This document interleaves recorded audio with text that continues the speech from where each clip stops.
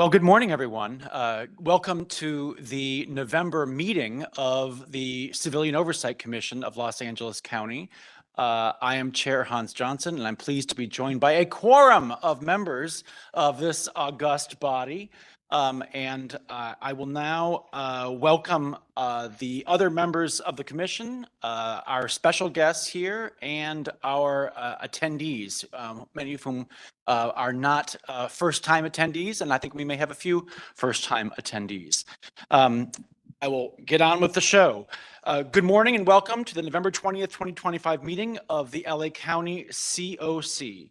Our agenda includes, but is not limited to, updates from the sheriff or his representative on the LASD's activities, policy changes and implementation, significant incidents and events, one of which is ongoing now, which has delayed the sheriff's arrival this morning, but we are expecting the sheriff within the hour.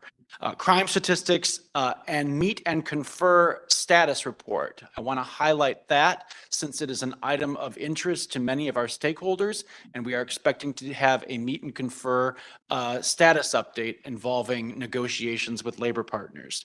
We also will have updates on LASD's compliance with the Rutherford settlement, an issue of great note and considerable work over the past several years by this commission and others. And just to note that our commission is coming up on its 10th anniversary itself. So we have a round number date in our future coming up in 2026. We're going to have a presentation on LASD's virtual deputy program, a report on the recently concluded annual conference of NACOL in Minneapolis, which coincided with remembrance of George Floyd and many of the advocacy pieces of progress that we've made both nationally and in the states since that 5-year ago touchstone in the work of civilian oversight. We have a discussion and approval of topics for the commissioner's ongoing internal training program, as well as about the family assistance program from the Department of Mental Health's a Public Health's Office of Violence Prevention. It's great to have OVP with us here today for that update. We're also going to have a report on the district court ruling, which happened in, I believe, late September in the Maya Lau case involving former Sheriff Villanueva and other representatives from that department, and involving the protection of reporters and journalists' freedom of speech from retaliatory conduct by the Sheriff's Department. We encourage community members to share what they believe to be deputy misconduct, and it's important to note that this commission is currently able to investigate some complaints, but hindered in its investigation of some others. And we are looking forward to a sunrise of enhanced authority on January 1st with the effectivity of new state legislation. Again, this is the first official meeting that we are convening here since the governor's signature and the official enactment of AB 847, which will take effect on January 1st. And I want to thank all the people in this room who were involved in the work to enact that new state legislation here in California. It was a subject of considerable discussion at the National NACOL Conference in Minneapolis, which I just referenced. So with that, I want to make sure that we proceed with our other housekeeping.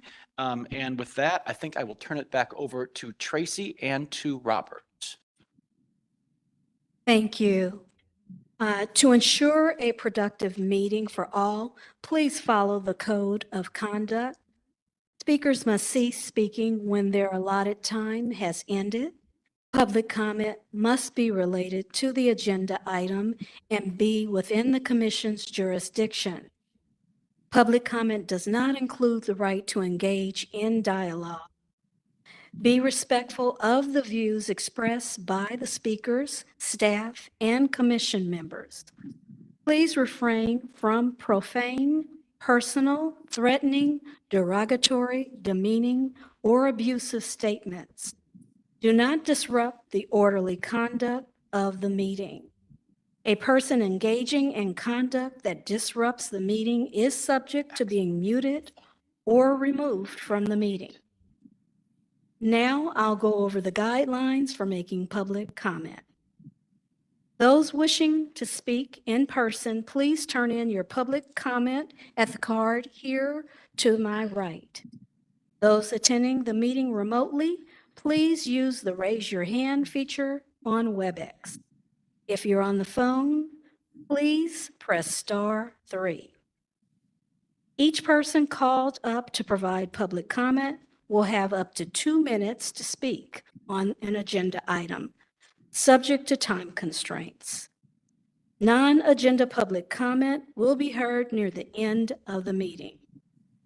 Now, I will turn it over to my colleague, Robert, who will announce the rules in Spanish. Buenos días. Le damos la bienvenida a esta reunión a miembros de la comunidad que hablan español. No tenemos un intérprete, pero todavía puedes hacer comentarios públicos. Sus comentarios serán traducidos al inglés para la comisión después de la reunión. Si quieres un intérprete en el futuro, puedes enviar una solicitud por teléfono o correo electrónico 48 horas antes de nuestras reuniones. Si desea hablar en persona, completa una tarjeta en la mesa que dice comentarios públicos. Si desea hablar por WebEx, levante la mano en WebEx o presione *3 en su teléfono. Simplemente diga la palabra español antes de comenzar y le diremos cómo proceder. Le daremos 2 minutos para comentarios públicos. Gracias. Y gracias, Roberto. I also want to make an announcement about an exciting innovation about accessibility of our COC meetings. We have, for the first time, the Commission is providing real-time AI interpretation that supports more than 50 languages. Here's how you can access this function on Wordly. On our meeting agenda online, you will see a QR code and a URL. If able to access that QR code, you can scan the QR code and click on the URL and click attend. Once you've chosen your preferred language, translated captions will appear automatically. Virtual meeting attendees can listen to the translation or the interpretation in real time by unmuting the speaker icon. Attendees here in person will need to use their earbuds or headphones to access this enhanced functionality. I just want to thank the Commission staff for this improvement and addition in accessibility for our meetings. Yes. With that, I think I can proceed to making a roll call, but I will note that we are still expecting 2 additional commissioners. So just as a note of appreciation, we have gone from not quite quorum at our last non-meeting to a full complement of 8 commissioners, which we are expecting here today. And we will soon, as you might hear on today's agenda, be on the verge of adding our 9th commissioner for a full complement. So with that, can we do the roll call of our attendees? Ms. Jordan. Yes, thank you, Chair. We'll start with Co-Vice Chair Callaway. He's coming, not here yet. Okay. Commissioner Cooper. Present. Co-Vice Chair Garcia. Here. Commissioner Giggins. Here. Commissioner Harris. Here. Commissioner Hicks. Present. Commissioner Newhouse. He is on his way also, but not here yet. And we have Chair Johnson. Present. Okay, we have 6 present at this time and 2 on their way. Thank you very much for that. The consent calendar consists of the Commission's September 18th meeting minutes. Do we have any proposed corrections or edits to those September minutes? Seeing none, is there a motion to approve the consent calendar? I'll move. And is there a second? Thank you, Irma. Is there any discussion on the motion to approve the consent calendar?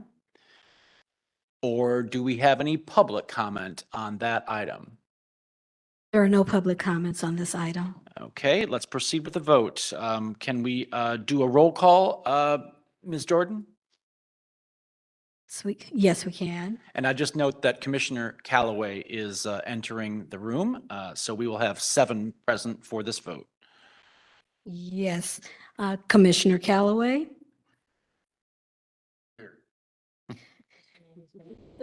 Commissioner Cooper?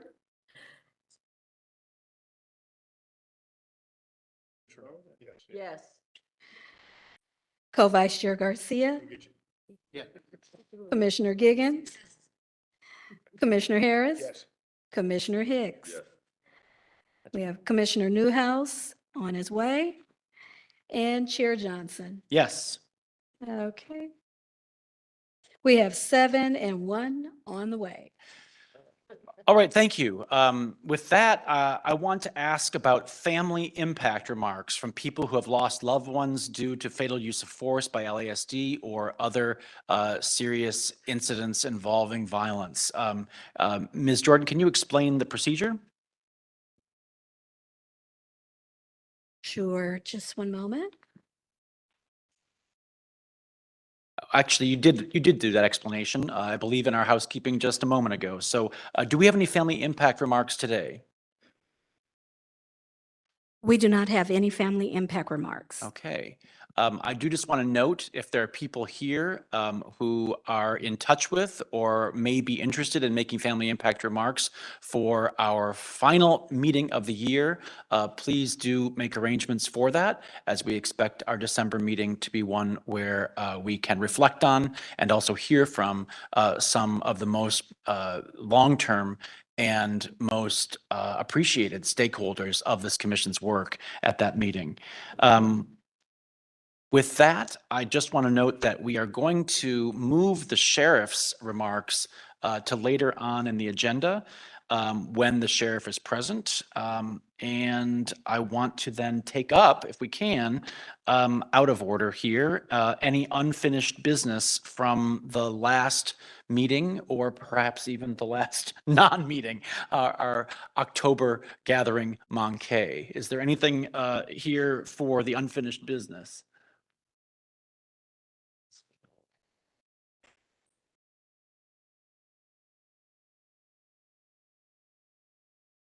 Seeing none, I will move forward with our next item, which is new business. And that involves just some updates and some reporting, I think, back to this body. We were pleased, despite many of the sacrifices that Angelenos, especially people on the county payroll, are making under the curtailment going on, to be able to have representatives attend the National Association for Civilian Oversight of Law Enforcement Conference in Minneapolis. I was able to attend along with Commissioners Harris and Commissioner Callaway, making his first visit to a NACOL conference. And Executive Director Mosley was also with us. We want to share some of our takeaways from this gathering involving hundreds of oversight professionals from across the country. And I want to first hand it off to any other commissioners wishing to share any remarks about takeaways that they gained from this valuable conference, which I will note again was a rough commemoration also of the 5th anniversary of the George Floyd murder in Minneapolis and the fallout locally, but also some of the progress nationally in the wake of that touchstone. Commissioner Callaway or Commissioner Harris, would you like to share any takeaways from that gathering? Well, I'd just like to say it was extremely beneficial to be there with so many other practitioners, hear, their struggles, their successes, but more their struggles, to know that we're not alone in this. There was a lot of really good information provided specifically to what has occurred around the country post George Floyd. It was difficult to sit through some of these because you could tell it was still very raw, even in 5 years later in Minneapolis with what had occurred.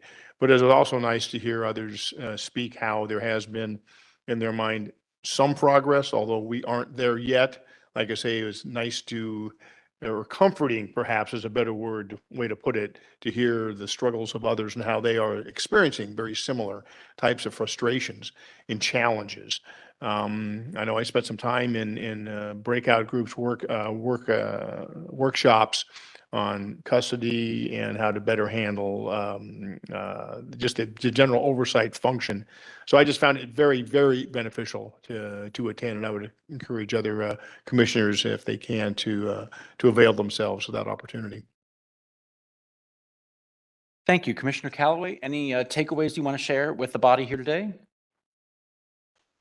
It was a pleasure to have you there, and I also just want to note the impact that your remarks made at one of the final day's presentations about the encroachment of AI into oversight and into law enforcement over the last year and a half particularly.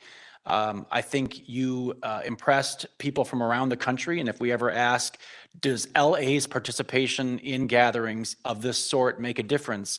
We can point to the moment where you took the microphone and warned about the very real dangers to men of color in particular, but to all Americans from the use of AI and some of the documented incidents of photographic recognition and of singling out people of color for enhanced enforcement, the failure of AI models to recognize or distinguish pictures of adult African-American men from animals, and the conflation of people under AI models with non-human species under some of those AI operations is a warning sign to all of us that the infiltration of AI into policing and into the writing of police reports is something we all need to be watching very carefully, and that it risks dehumanizing our brothers and sisters and our communities in ways that hold very real dangers for honest public safety and for the ability of us to have honest accountability of local law enforcement. So I just want to note that your impact and your presence there, even though you are few of words today, was of very lasting importance to all the stakeholders who participated in that conference. Just from a personal note, I guess I would share two reflections from an incredibly valuable gathering where best practices, strategies, insights, foresight from colleagues around the country were able to be shared in both formal and data-driven ways, but also in informal discussions throughout a really valuable 4-day event. Two takeaways I want to share. Number one, it was very important to hear from Minnesota State Attorney General Keith Ellison about how the progress from the George Floyd related murder prosecutions built on many previous efforts at prosecuting brutality and out of policy violence in Minneapolis and in Minnesota for 3 decades prior to that incident in May of 2020. And I just want to note, many of us at the conference were able to visit George Floyd Square and the memorials and the very difficult time that the community around 35th and Chicago continues to experience in the wake of the national outpour, the international outpouring around that incident. It is not a happy story altogether. There are bits of progress, but they're still continuing to struggle with underfunding and lack of resources in building on and creating both a lasting memorial and a functioning community where people continue to raise their children, take care of seniors, exercise, try to enjoy and navigate a changing and struggling economy there. It is not a unilaterally happy story. And Attorney General Ellison was able to point to the 30 years of efforts at oversight and accountability on which the prosecution of Derek Chauvin and other perpetrators of the murder of George Floyd was able to build on. Another point that AG Ellison made to all conference goers able to attend his, I would say, stunning lunch remarks on the second day of the conference, that Derek Chauvin was subject to many previous complaints for brutality and for subjugating people in Minneapolis under his knee and other forms of out-of-policy violence. And that Derek Chauvin, despite those numerous prior complaints that were not acted on, was not even in the top 10 of Minneapolis police officers for previous complaints over excessive force.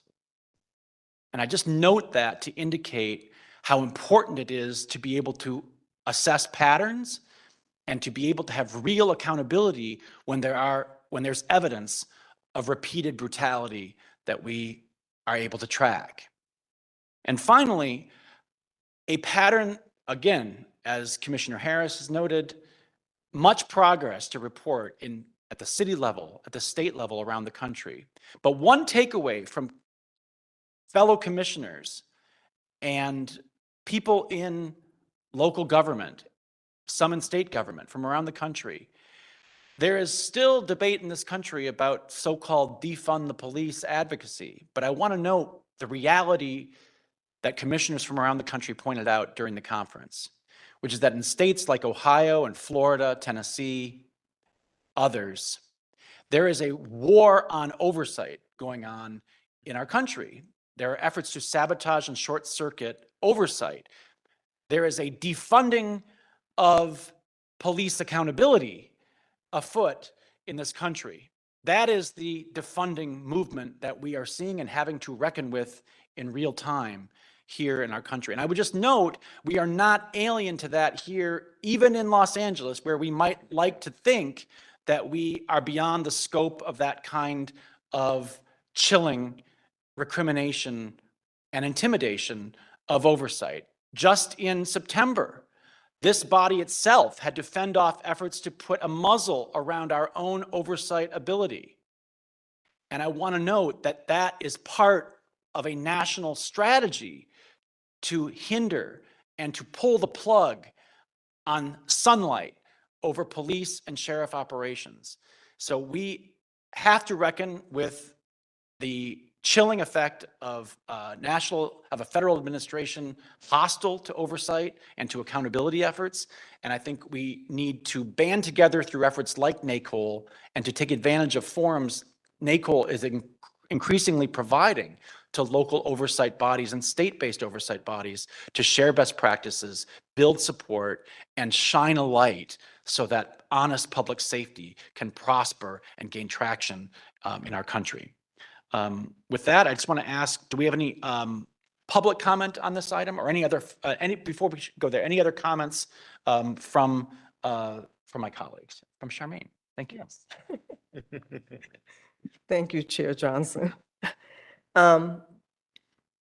First of all, I want to thank our commissioners for traveling all the way to Minneapolis to attend this conference.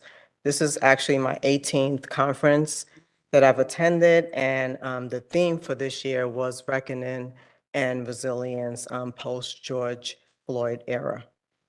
So, you know, just the emotionally charged first day, I want to say the first day was very emotionally charged. You know, and then also the visit to George Floyd Square, it really, it grounds us and it reminds us of why we do this work and how difficult this work is. And also the urgent need for accountability, transparency, and effective oversight. You know, and then on a lighter note, the sessions, you know, that I attended, there were many sessions. They run concurrently, as some of our commissioners know. You never know which one to go to because they're all interesting. So we try to split them up so that we're each trying to take away something and bring it back to LA County that we can share. Some of my takeaways was New York City CCRB panel and also Nashville. And they share their engagement process and how they go about doing community engagement. CCRB has a very large staff in comparison to our small under 10 staff for COC. They have at least over, I think, 150 or probably more staff, and then at least 10 for their community engagement. And we only have our community specialist, Robert Flores. So I wanted to note that. I did pair up and connect Robert Flores with their community engagement coordinator, because I think it's important that they have a conversation and she shares with him how they actually perform their community engagement in New York City. So I wanted, that was a takeaway. Also, another takeaway was the Blue Envelope program, which also serves as a visual communication tool that helps law enforcement recognize when a driver may need additional support during an encounter. And the encounters are with individuals with disabilities like autism, anxiety, and other types of disabilities. And it's a blue envelope that they will take their driver's license, registration, and other information and place it into this envelope. So when they are stopped, or if if there's an encounter, the law enforcement person will see that envelope and know exactly what it is. And there are places like San Bernardino County that has it, Riverside County, San Diego County, and also other municipalities. So that was a takeaway that, I raised it with staff also, something for us to actually look into. And so that was, it was a great conference this year. And as Chair Johnson mentioned, AI, and then thanks to Vice Chair Calloway for standing up. And, we do have pictures of him in action. But then also the benefits of, using AI also for early detection as far as within the law enforcement agencies, and visible patterns, and, how to be able to, summarize reports and what goes into that. But, it's still the early stages. So I just wanted to share that. Thank you, Chair Johnson. And thank you, Charmaine. I just want to note that I think you also highlighted something that is worth elevating to this body, which is what enhanced resources for civilian oversight can mean in terms of mediation capacity that we heard about going on in some jurisdictions, and leadership development within the community for meaningful dialogues and trust building for community policing going on as a result of some of the leadership development coming out of the mediation program, which again requires resources. But I know that light bulbs went on for colleagues around the country, hearing some of the best practices and of the enhanced trust with public safety professionals that is going on through the development of community-based leadership development models and mediation programs. So I just want to flag that. I wanted to touch on that note. Although I didn't go to this year's NACOL, I do want to share. A little closer. Sorry. I do want to share along the community engagement spectrum. I did participate in a community safety conference that I attended with Robert Flores, and it was through the USC School of Social Work in partnership with Mount St. Mary's, and a lot of the attendees were LA City gang intervention workers through, I guess, the GRID program. And one of the attendees that was in one of the sessions was a retired LAPD commander or chief, and I can't remember his title, but he shared he wasn't aware of the COC. And I thought that was, for me, it was like, okay, there needs to be greater presence in the various communities. There's 87 other cities outside of LA City, and that engagement with other communities. From my discussion with him, like, a person gets arrested, that person will go in that city jail and they'll end up in the jail, the county jail. And, the right now with oversight and our role, there's a lot of oversight over the LA County Jail with, speaking to the AG lawsuit, and our roles as a commission. I think elevating that maybe for next year's conference to NACOL is the unique situation that we have here in LA County, and specifically connecting it into the death and the responsibility and accountability to the three various entities that are in that lawsuit, the Board of Supervisors, Correctional Health Services, and the LASD. Because I think it's important to elevate the work that's being done. And we see improvements on the custody side, but we're not seeing improvements on the Correctional Health Services side, which the 2015 settlement agreement was supposed to bring. We're in a pickle, we're in this, and I think from oversight from our role as, the body here in LA County, that message needs to be elevated, because to me, it's like, if we're going to see improvements, we have to see improvements across the board. And as NACO, maybe that's something we can look at for next year's conference presentation. Thank you. And I want to note that one of the tracks at the NACO conference was on jails and custody. And we're going to be hearing more about that here during today's proceedings, including from some special guests. With that, I want to ask, is there any, yes, Commissioner? Yes, I just want to thank you guys for bringing the information back, because that conference is very valuable and with shared information. But Mr. Callaway, I need you to explain a little bit more, because I know you have been introducing me to AI, and I have been reading some of the difficulties with AI identifying Black males or Black people in general. Can you just sort of expand a little bit on your discussion when you stood up and made your comments? Yes, ma'am. So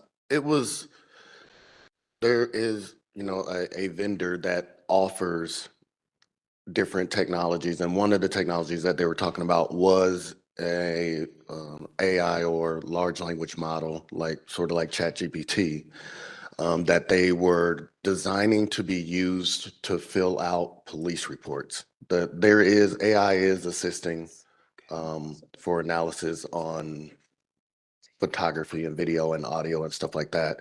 And there's well documented information on the ability for it to be as accurate with minorities. And so speaking on that, which wasn't what I was talking about then, but speaking on that, it basically, if the pool of pictures that they use are not diverse, whatever they train the model with, then it is going to have a hard time distinguishing between people. So it's just, when we do this as oversight, it should be that, in my opinion, any law enforcement should have to produce that they did the research to understand that that problem doesn't exist with this specific software. So it's not all of the softwares like that, it's just some. And they just need to be, everyone needs to be just more cognizant that it exists, so that you don't pick the wrong tool that will actually put people in jail for no reason. Because what happened to society is that CSI exists, and then you say something that sounds science-y, and then you think it is science. So 80% probability that a person is a person, there's still 20% that it's not that person. But if you show that to a jury or a juror, and then they think 80% means definite, so those are the things that we have to understand in implementing these tools across the board, and the training that needs to come with it. What they were talking about was this large language model being used to help assist write reports, police reports.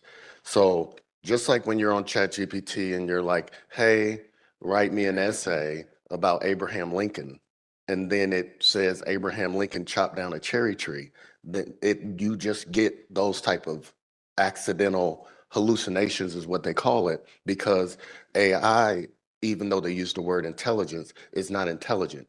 It is a parrot. It is repeating words and predicting those words, and it does not even know what it's saying. It's just a predictive model that it says, usually after this word follows. So somebody says litigate, and then there's a probability of what word would come after that word.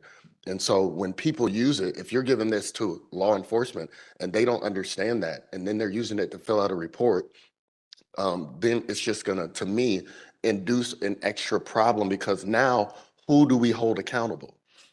When the report was assisted in AI, where is the chain of the original document or the original report and the original information, and then how did it change it, for the final draft? And will citizens have access to see those changes? So I was just bringing up some of those issues because they were saying it as if they were saying it that they did not solve these issues, but they were saying they were still going to release the product, and that it's on the organization to provide policy to prevent these issues from happening, which to me is weird.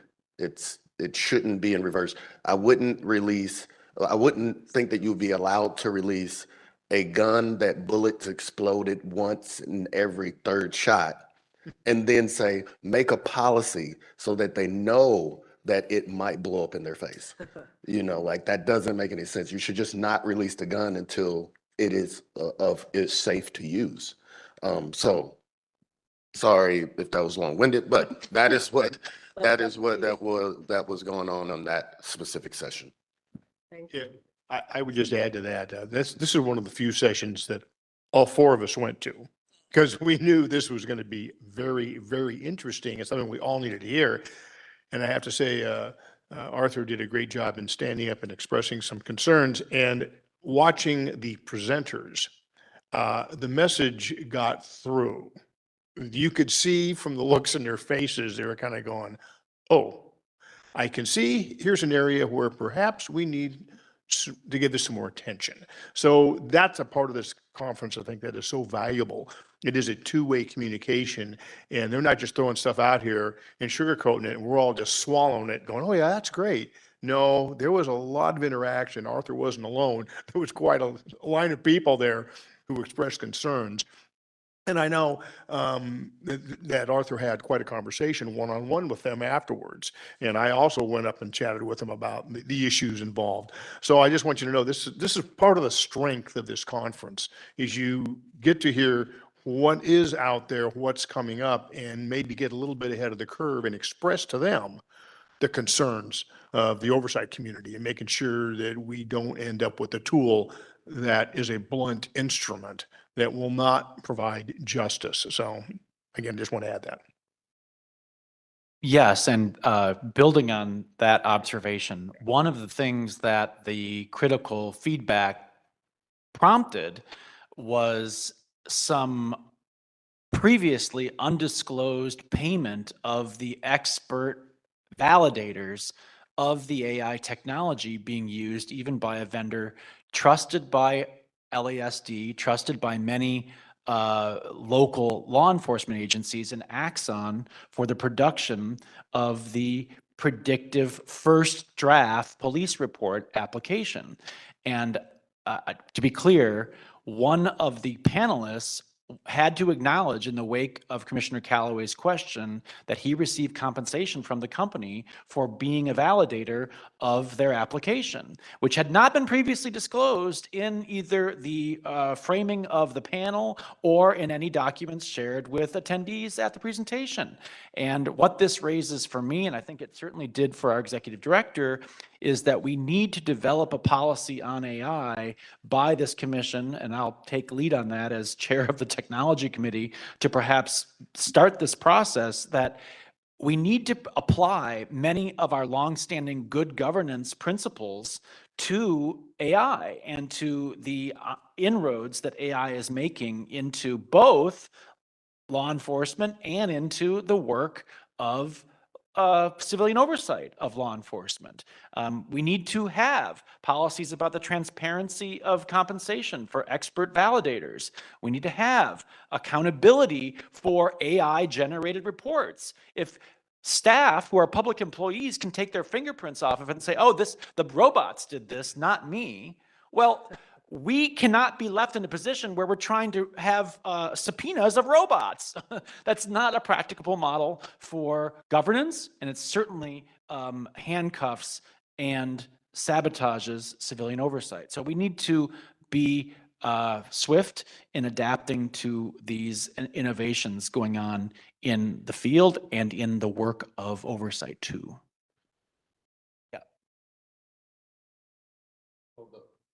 Yeah, so also what was concerning is like, if they start using the model and then start adding features like that I have with ChatGPT itself, then I could actually pose questions to the large language model and say, I don't have enough evidence. How can I make this penal code match this situation? And then examples being given on how to make the information match whatever it is. So to me, we should definitely be looking at how to eliminate these types of things so that if there are some people that are going to do that anyway, they at least need to come up with it on their own and not have a database that can look at every single penal code law and all the case work that may or may not go with it to say, this is the minimum that you're going to need to match the crime that I wanted you to actually match. So I think that that's the scariest part for me, is that to be assisted in helping cover up is also the knife being used for culinary experience or murder. It's the tool and then how you apply it. And that would be very scary, to be able to ask a database, how do I put somebody in jail when I don't have enough evidence? Not saying anybody's going to do it. I'm just saying that that is a possibility because of what these large language models are doing now. And you're going to be trained as a regular person using those. So you're going to automatically want to do that when you start bringing these things into the workplace. Yes, that is scary because you're talking about life and death. And we all know right now that minority men have a hard time with the criminal justice system as it is today. And to add more to that is really scary. And it is just a chilling effect for me right now. And I need to learn more about AI. So thank you, Mr. Callaway. With that, do we have any public comment on the item? There are no public comments on this item. All right. Moving on, we are going to shift to new business involving the Rutherford settlement. Our next item is a series in reports the commission has requested about each of LASD's settlement agreements. Last month, we got an update on the Antelope Valley settlement agreement, about which there may be more discussion here today, between the LASD and the U.S. Department of Justice from 2015, noting that we have a 10-year anniversary of that settlement agreement. Today, we'll hear about the Rutherford settlement agreement between the LASD and the ACLU. The Rutherford settlement is intended to address severe overcrowding, long wait times, poor sanitation, and insufficient mental health care in LASD jails, particularly the IRC, or the Inmate Reception Center in downtown LA. We'll be hearing from LA County DOJ Chief Compliance Officer Maggie Carter and LASD Custody Services Division General Population Chief Hugo Macias. With that, I want to ask, is Maggie ready? Excellent. Welcome.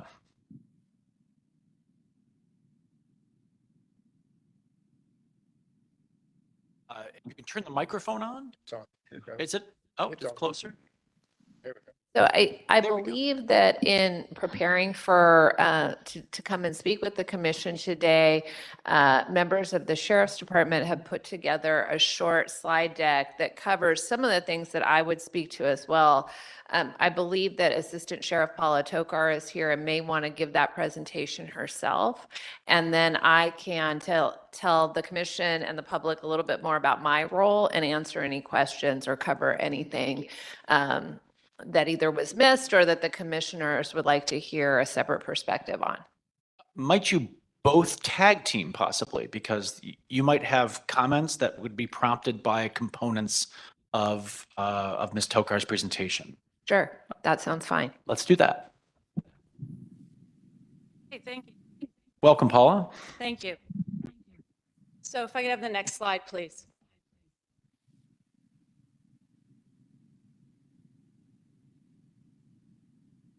So the Rutherford Settlement Agreement, it's one of the oldest cases that we have in LA County. It was actually brought in the 1970s to address jail overcrowding and jail conditions. The focus has changed over time as expectations have changed and the jail population has changed. In the 80s, it set a cap on the number of inmates who could be housed in the LA County Jail. And that cap was at over 25,000 for normal conditions and over 27,000 for emergency conditions. And as we all know, our population now is down. We're at 13,200-ish today. So the most recent filing in this lawsuit had to do with the conditions in the Inmate Reception Center. It was filed in February of 2023. And in June of 2023, a motion for contempt was dismissed once the sheriff agreed to set up a corrective action plan for the conditions that caused the filing. Since 2023, the county has been substantially compliant in 24 of the 28 months that it's been in place.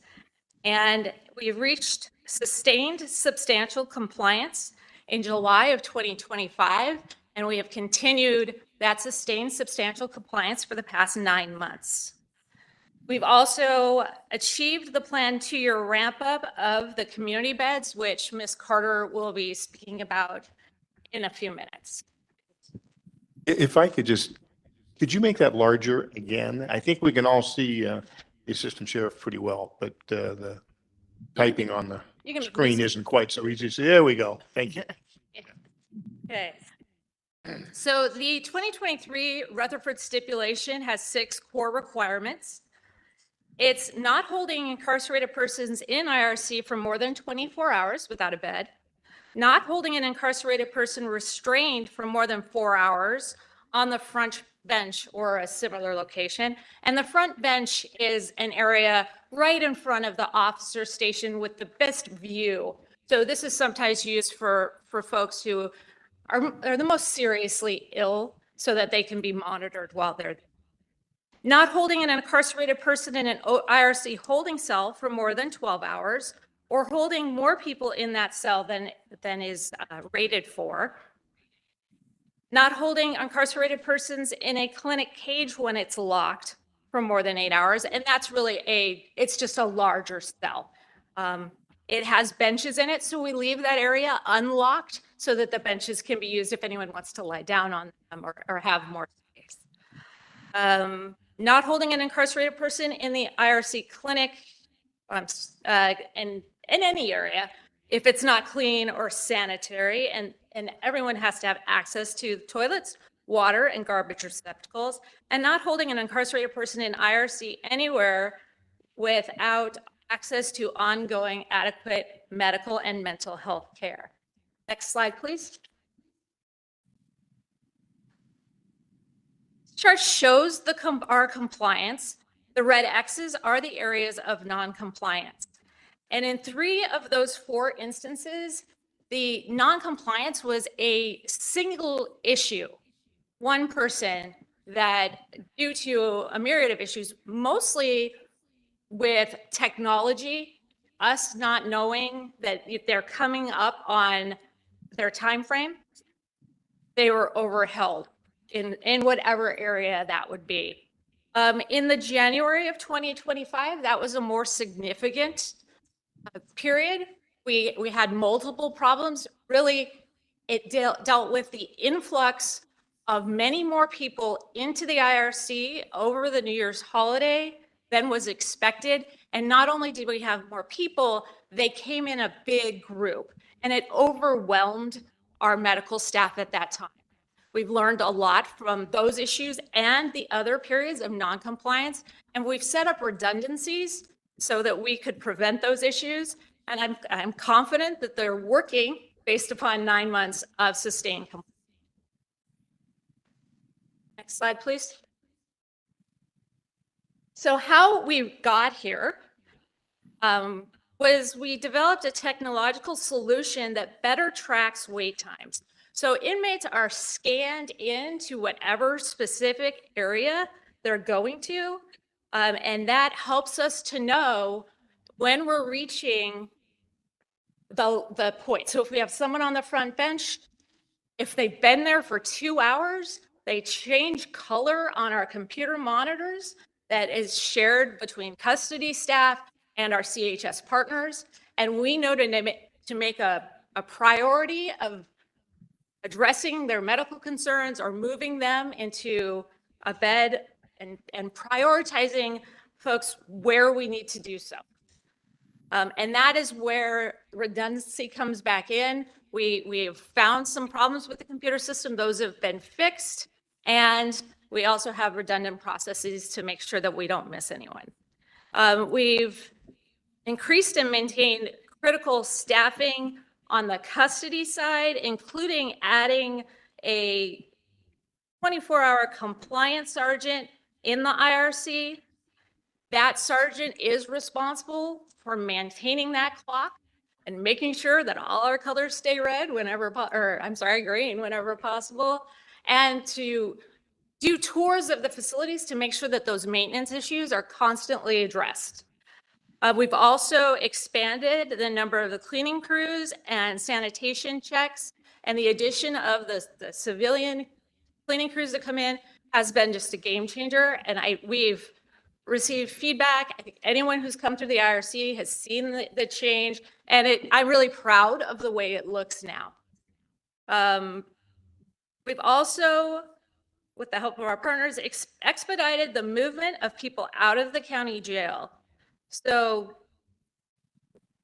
at the height of our wait time to go to state prison, we had more than 1,000 people who were ready to go and were waiting in our custody to be transported. We have achieved a 61% decline in that wait time since February of 25. And really the folks that are waiting now, they're waiting for paperwork and the transfers are going very smoothly now. We've also achieved an 80% decline in those waiting for transfers to state mental health hospitals. But we've changed those or maintained those low numbers for approximately 2 years now. Then we have areas of progress from CHS and our other county partners, and I'll pass it over to Ms. Carter. Great. Well, first of all, I think I might start by just saying a little bit about who I am and why I'm involved in this work for the county. This position, my role was created back in February 2023, where the county was facing a lot of potentially very serious litigation related to its settlement agreements about mental health in the jails and Rutherford. And so the idea behind creating this position within the CEO's office was to, number one, create a focusing element, somebody who could work across county departments and at the direction of council to help drive towards some of these solutions that had stymied the departments working individually for many years, to try to give the court and the public, our litigation stakeholders, including the ACLU, who is the plaintiff or the plaintiff's counsel in the Rutherford case, and others, the United States Department of Justice, for example, more confidence that there was sort of this focusing point person. And also to try to have some additional tools that the departments individually didn't have on their own. And so this role was created in February 2023 to try to do those things and get us out of the trouble that we were in some of these settlement agreement cases into full compliance. That is the goal. My first day in the role, the ACLU filed the February 2023 contempt motion in Rutherford. So it just sort of shows the moment that we were in that this role was created. My background is that I'm an attorney. I am actually on loan to this position from the Office of County Counsel. That's what I was doing before that. But my background has several different components to it, including that I was previously a member of the United States Department of Justice. I was a federal prosecutor who for much of my time in that role was prosecuting public corruption and civil rights cases, much like Commissioner Newhouse did when he was in that role. Thereafter, I've also had roles in private law firms, helping entities, public and private, investigate their own allegations of misconduct or noncompliance coming from outside in, from regulators in. And so I think that informed why I was selected for this role. Also, I think it's the county strategy that informs the creation of this role. As Assistant Sheriff Tokar mentioned, some of the solutions in Rutherford are not just Sheriff's Department solutions. They're cross-departmental solutions. They involve CHS, but they also involve entities within the county, but not in the jails. Our community beds program, because one of the county's strategies is also to look for ways to reduce the jail population and to treat people in the community when it is safe to do so.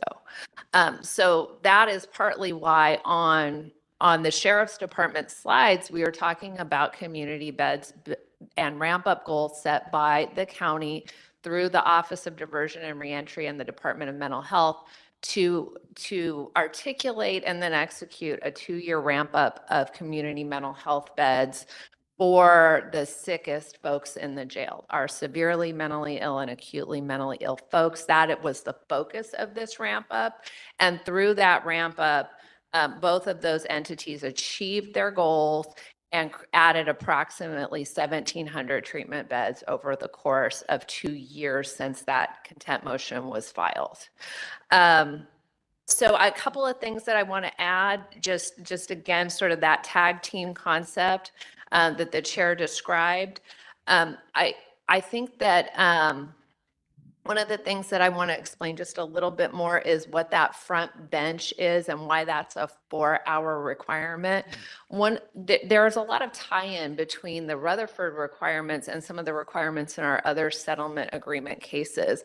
And one of the requirements of the US DOJ case, which deals with care and housing for our mental health population generally, is that we need to keep people who are in crisis under direct observation and expedite them through the intake process. And that's what the front bench is. It is a location where somebody can safely be in direct view of the deputy staff while they're waiting. But that means that they are waiting, sitting on a front bench, and it's important that they not wait there too long. So we have that 4-hour requirement. Likewise, the holding cells have a 12-hour requirement. And one of the things that we learned in this process of trying to come into compliance with all of the different Rutherford clocks was our holding cells in the IRC are not just used for people coming into the jail. Sometimes they're used for, frequently they're used for releases as well. And so a lot of the earlier violations that we were hitting in those months where Assistant Sheriff Tokar showed red X's, we had to change our process for how we do releases too, so that people are not waiting in those holding areas too long. And that was kind of a thing that I think even neither we nor the ACLU necessarily realized that was part of the issue here. And so the Sheriff's Department and CHS have also looked at their processes for expediting releases so that we can do it more just in time and try not to leave someone waiting for, often they're waiting for pickup, either from another jurisdiction or from a different type of a program. And we don't want them waiting in those holding cells too long. There also there are a lot of Rutherford clocks, so you can sort of see why compliance required that technological system to keep track of them all. We were just really not able to do that until there was a technological system that both departments could see in real time. But that 8-hour clock for the cage, I think it's important perhaps for everyone to understand that that's one that the departments had a pretty simple solution for. They just don't close the cage. It's almost an open area that is accessible to other areas of the IRC. And so that is something that's been true for quite some time, and makes at least that particular clock a little simpler to comply with, because it's just kind of not an issue the way that they are using the IRC now. So I wanted to add a couple of things related to that. And I also wanted to highlight a little bit about kind of the multifaceted strategy here. Again, if I'm get the honor of being invited back as some of the other settlement agreements can get discussed, you may all hear this from me again. But the way I think about a lot of the county's compliance strategies is in 5 pillars: depopulation, community beds, staffing and support, operations and data, and facilities alignment. Those are some of the challenges and kind of the multifaceted solutions we're trying to put in place, given the challenges to compliance that are sort of structural and have been coming for several years. And I think Assistant Sheriff Tokar, when we tag team back the other way, may talk to that a little bit. But increasingly, we have seen over the last 10 years that our jail population has really changed. And the percentage of the population that has mental illness or requires specialty mental health housing or services is quite large as a percentage of the total jail population. So we've just got to keep changing to accommodate that, and I think changing in multiple ways. The other note I would just want to add about the state transfers, I think this is a huge area of success for the county. This is something that advocates and the departments themselves, really everybody wanted to achieve for some time. We would have, in sort of the heart of COVID, that number of people on any given day who were sentenced to state prison and waiting to be transferred, but could not expeditiously be transferred. That was as high as 4,000 people on our census. And we have gotten it down and consistently gotten it down to pre-COVID levels, between 500 and 700 on any given day. It'll probably never be zero, because there is a processing time where the person may be sentenced on one case but not on another, or where there needs to be some paperwork and some communication between the court and the department, or between the departments and state prison to effectuate the transfer. But it's so much more efficient than it used to be. And the same is true for the state hospital folks, who tend to be our very sickest folks, because these are folks who in their criminal case have been deemed incompetent to stand trial, and their case is essentially on hold and paused until they can go to state hospital for services to restore them to competency. And at its height, that number of people waiting was as high as 600. And now it's regularly below 100. And, that is a number that I think even many of the advocate reports that urged action on this item didn't think was possible and didn't contemplate. So I want to just highlight that I think that is a great area of achievement, and required, again, cooperation between the Sheriff's Department and the state entities, but also CHS, because everybody's got to be medically cleared, and it's quite complicated as it turns out. And even ODR to some extent, because ODR often also serves that IST population, the folks who are in that limbo because they've been declared incompetent to stand trial. And so those handoffs have really improved. And the communication has really been improved about who in that population are going to become ODR clients, because that's the path the court has ordered, versus who has to go to state hospital, and just getting everyone where they need to go faster so that their criminal cases can progress, or so that they can proceed on a diversion pathway, which will ultimately lead to the dismissal of their case. So I think I'd like to hand it back now, perhaps, to the assistant sheriff, because I think she is going to talk about some of the challenges. And what I would say, just as a preview, is, I think we're well aware that there are some challenging fundamentals that we still need to keep working on every day to maintain these results. But I think that the county and the public and the department should rightfully be very proud of these results. And I'm proud, for example, that, I think even our ACLU adversaries / partners in this work have really recognized that this is a night and day change as to where the inmate reception center was a couple of years ago. Thank you. Next slide, please. So one of the challenges, because we know that most of what we talked about is clocks. So this is processing folks out of IRC into housing. So maintaining those timeframes is dependent on having housing on the other end. Cleanliness, that's on us. Get it. Housing it's a finite resource. So this is showing you what's happening in our population. We were down as low as 11,000 coming out of COVID. We're up at 13,200 today. Of those folks that are in our custody, more than 1,014 as of Monday, we're here for Prop 36 charges.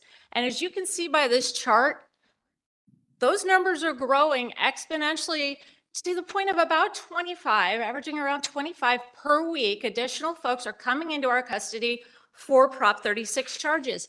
A lot of them. We've had many, many more processed through. This is a point in time of how many are in our custody in beds when this report was run. Remind everybody here what Prop 36 is. Absolutely. So Prop 36 was a voter-passed initiative. It passed by approximately 70% of the voters, which called for more accountability for repeat offenders for drug crimes and for theft. So this chart only reflects 2 charges. That is the 666.1, which in layman's terms, it's petty theft with 2 prior convictions, not arrest, convictions for petty theft. And the 11-395 of the Health and Safety Code, which is possession of hard drugs with priors. Again, prior convictions for possession. So those folks come into our custody. A lot of them, there is a treatment component. So hopefully a lot of folks will transition out of our custody into treatment, but as we've seen by the numbers, they're not moving out fast enough to not raise our population. That's one issue, just population growth. Next slide, please. The more concerning issue for me is the change in the type of population and the severity of the illness of the people coming into our custody. So this chart shows, starts in 2016, and it shows a jail population of over 16,000. And you can see the population within the jail, as we've ramped up community placements and other efforts for alternatives to incarceration, our jail population was on a steady decline for a number of years. That top blue line is the overall population incarcerated within the jails. The orange line is the percentage of the population that we have in custody who are suffering from mental illness. And as you can see, those two lines are slowly coming together. And right now, over 49% of the people in our custody are receiving some form of mental health treatment. And I know that when I've been here before, we've had discussions where a bed is not a bed. Like every housing location within the jail system is not fit for every individual person and their needs and where they are at that point in time. Most of the facilities within our system are big dormitory style environments. Our sickest individuals are HOH population, high observation housing population, or for those that use the P3, P4 population. They require an area where they don't have to be with a big group. They need sometimes some quiet space. They need to be able to go back to their room or cell currently where they can have some seclusion. We have three facilities within our custody that has a significant number of cells. That's our Twin Towers Correctional Facility, which is virtually 100% filled with that P3, P4 HOH population currently. We have Century Regional Detention Facility, which is our female facility, and that is our largest HOH population is amongst the females. The percentage of mental illness among the women is much higher than that of the men. The only other facility in our system where we have separate spaces, cells currently, is Men's Central Jail. We've had many, many discussions and we agree Men's Central Jail is not the best place for anyone at all, but especially those suffering from serious mental illness. We are running out of space to meet the needs of the population we have now. And in addition to just that space needs so that we have some place to sleep, we don't have sufficient programming space to deal with the requirements and best practices for treatment, for group programming, for clinical assessments, because our jails were built at a different time and they were built to contain people. That's not the philosophy that I think anyone here believes is appropriate. It's certainly not the philosophy that I believe is appropriate, and I think I speak for the sheriff when he says that's not what we need. We've never built a facility in Los Angeles County that was geared towards the mental health population. We're talking about Rutherford now, but it's veered me off into a place where I'm very passionate that we need to do better and we need to keep up with the current population. Because when I run out of space, and some days the number of empty cells we have at Twin Towers, the only place that's acceptable right now for high observation men, some days that cell space is 0. It's often in 10 or single digits. And when you think about what is appropriate, we should have swing space so that we could close down areas and do maintenance and do deep cleaning. And that's not available to us when we're operating on such thin margins. And there's a lot of discussion about no new jails. And I've been a part of Alternatives to Custody and efforts to lead that and part of the Safety and Justice Challenge and all of those things. But we also need an appropriate jail system for those who are going to be with us because they have to. Virtually everyone in our custody has been remanded by the court. And those who are waiting for treatment or waiting for their court cases to go, they're going to be with us for a certain time. And we should be housing them in an area where we can treat their mental health conditions, their medical conditions, their substance use disorder in an appropriate manner. As we run out of appropriate space, that is going to put pressure on the IRC and folks waiting for a bed, because as it is now, it's a one-for-one exchange, or almost to the point where it's a one-for-one exchange. It's through tremendous efforts of trying to match appropriate people together so we can make sure that we maximize the space in every cell is used to its fullest capacity to make sure the wait times aren't there. But you see the numbers, you see the trend. We need to do something. And this is not a quick solution. And the longer we wait to take action and to do what's right, the harder it's going to be to meet compliance and to really to serve these folks in the way that we all know they need to be treated and served. We do have some plans to address our fastest growing population, which is the moderately mentally ill population, which are people that are sometimes able to be housed communally. And I think, Maggie, would you like to talk about the plans for South facility? Sure.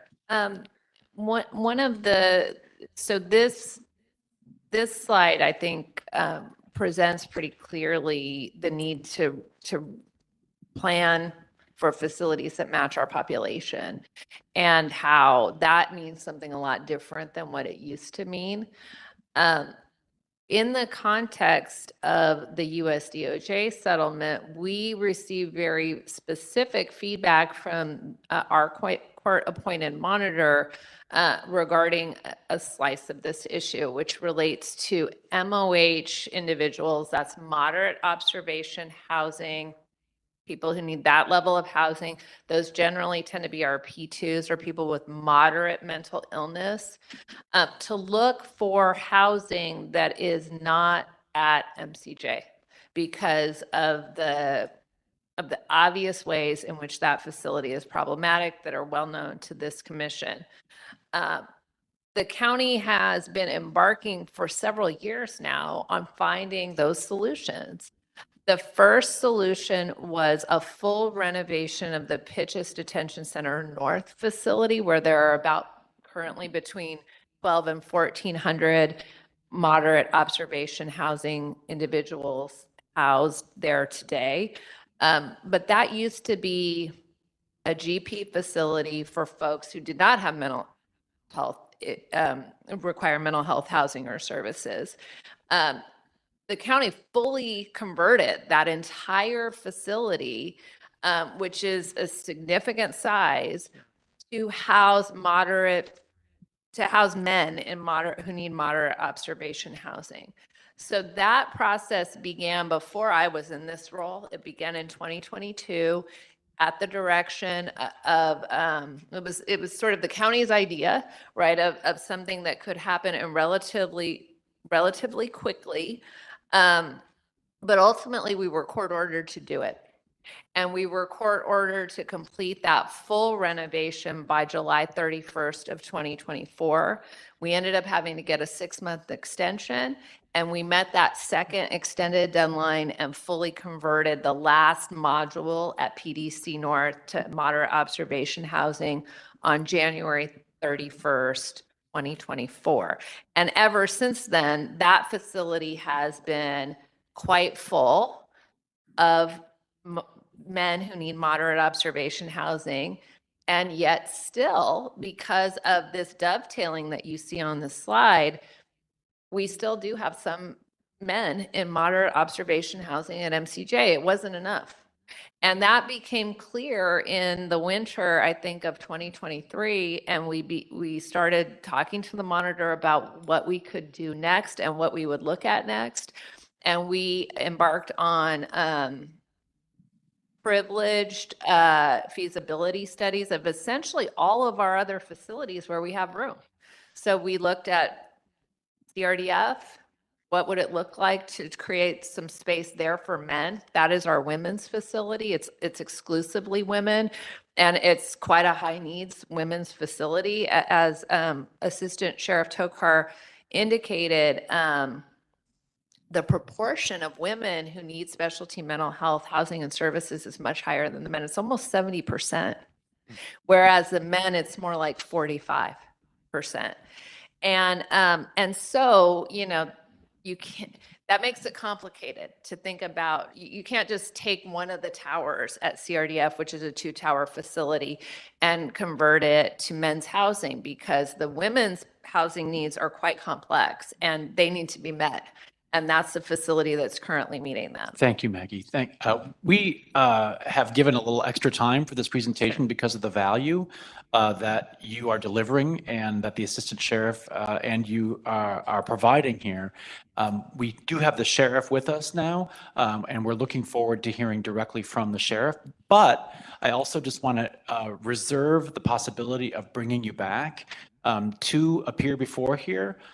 I think we all are witness from your joint presentation to the precariousness of this progress in our custody settings. I think I want to commend Dr. Bakila Ochoa here, our Deputy Executive Director, for using that specific word, because this looks like a foothold on progress, but we are not heaving a sigh of relief, nor do I hear you or the Assistant Sheriff doing that either.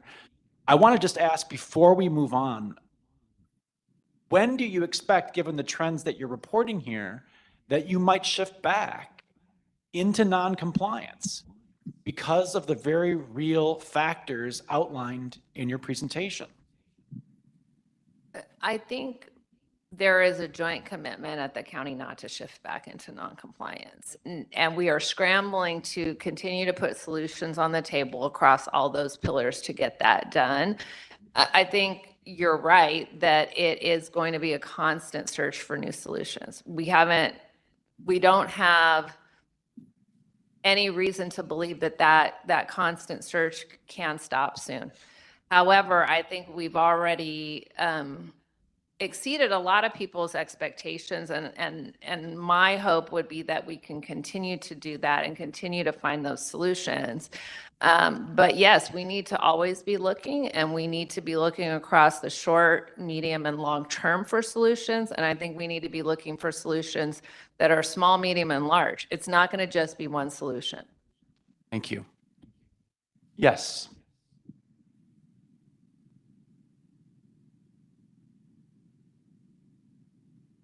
Thank you for the presentation, and thank you as well.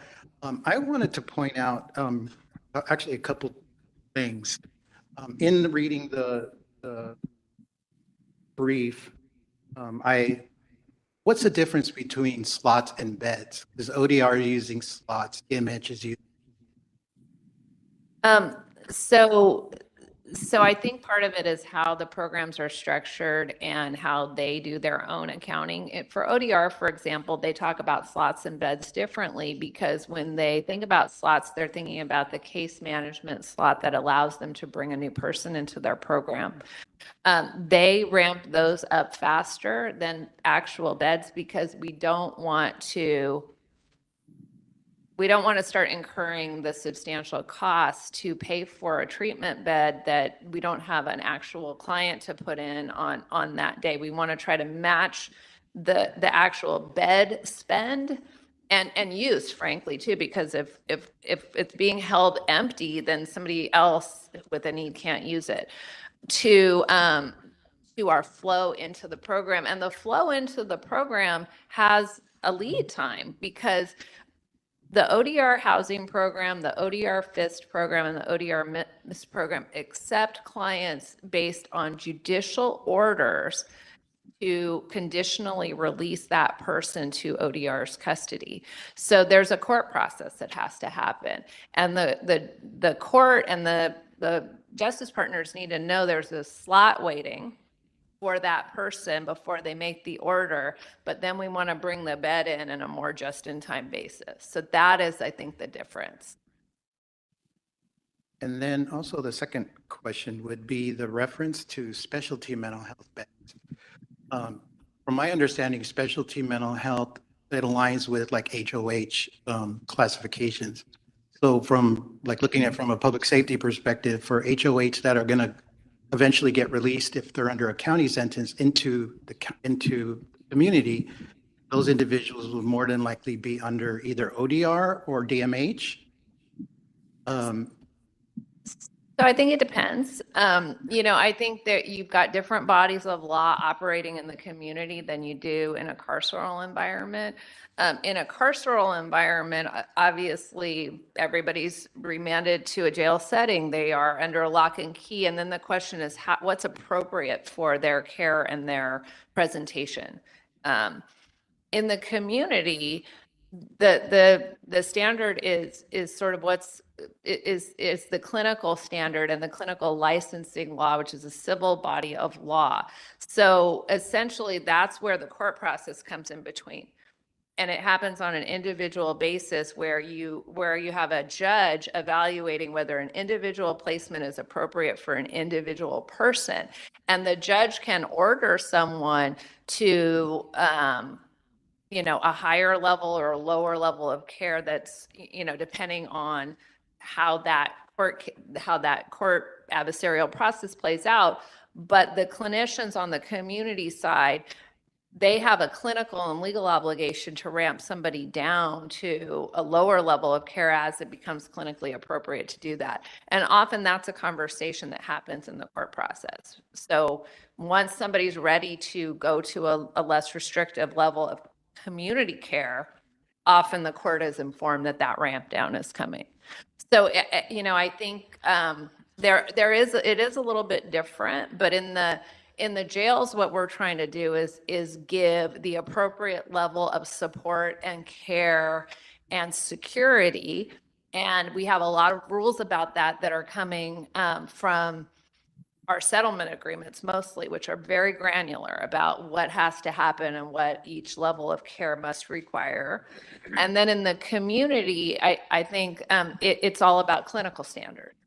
And then that conversation back and forth with the court about whether this person can be safely released to that system of care, which has those different clinical requirements for ramping someone down and hopefully eventually getting them to the point where they need a much less restrictive and intensive level of care. Which kind of goes to the point with the P4s, P3s, and residential community beds. I think I know there's a site in Claremont I think it's going to be an 80-bed MHRC incompetent to stand trial facility that I think will be a pathway for individuals in jail.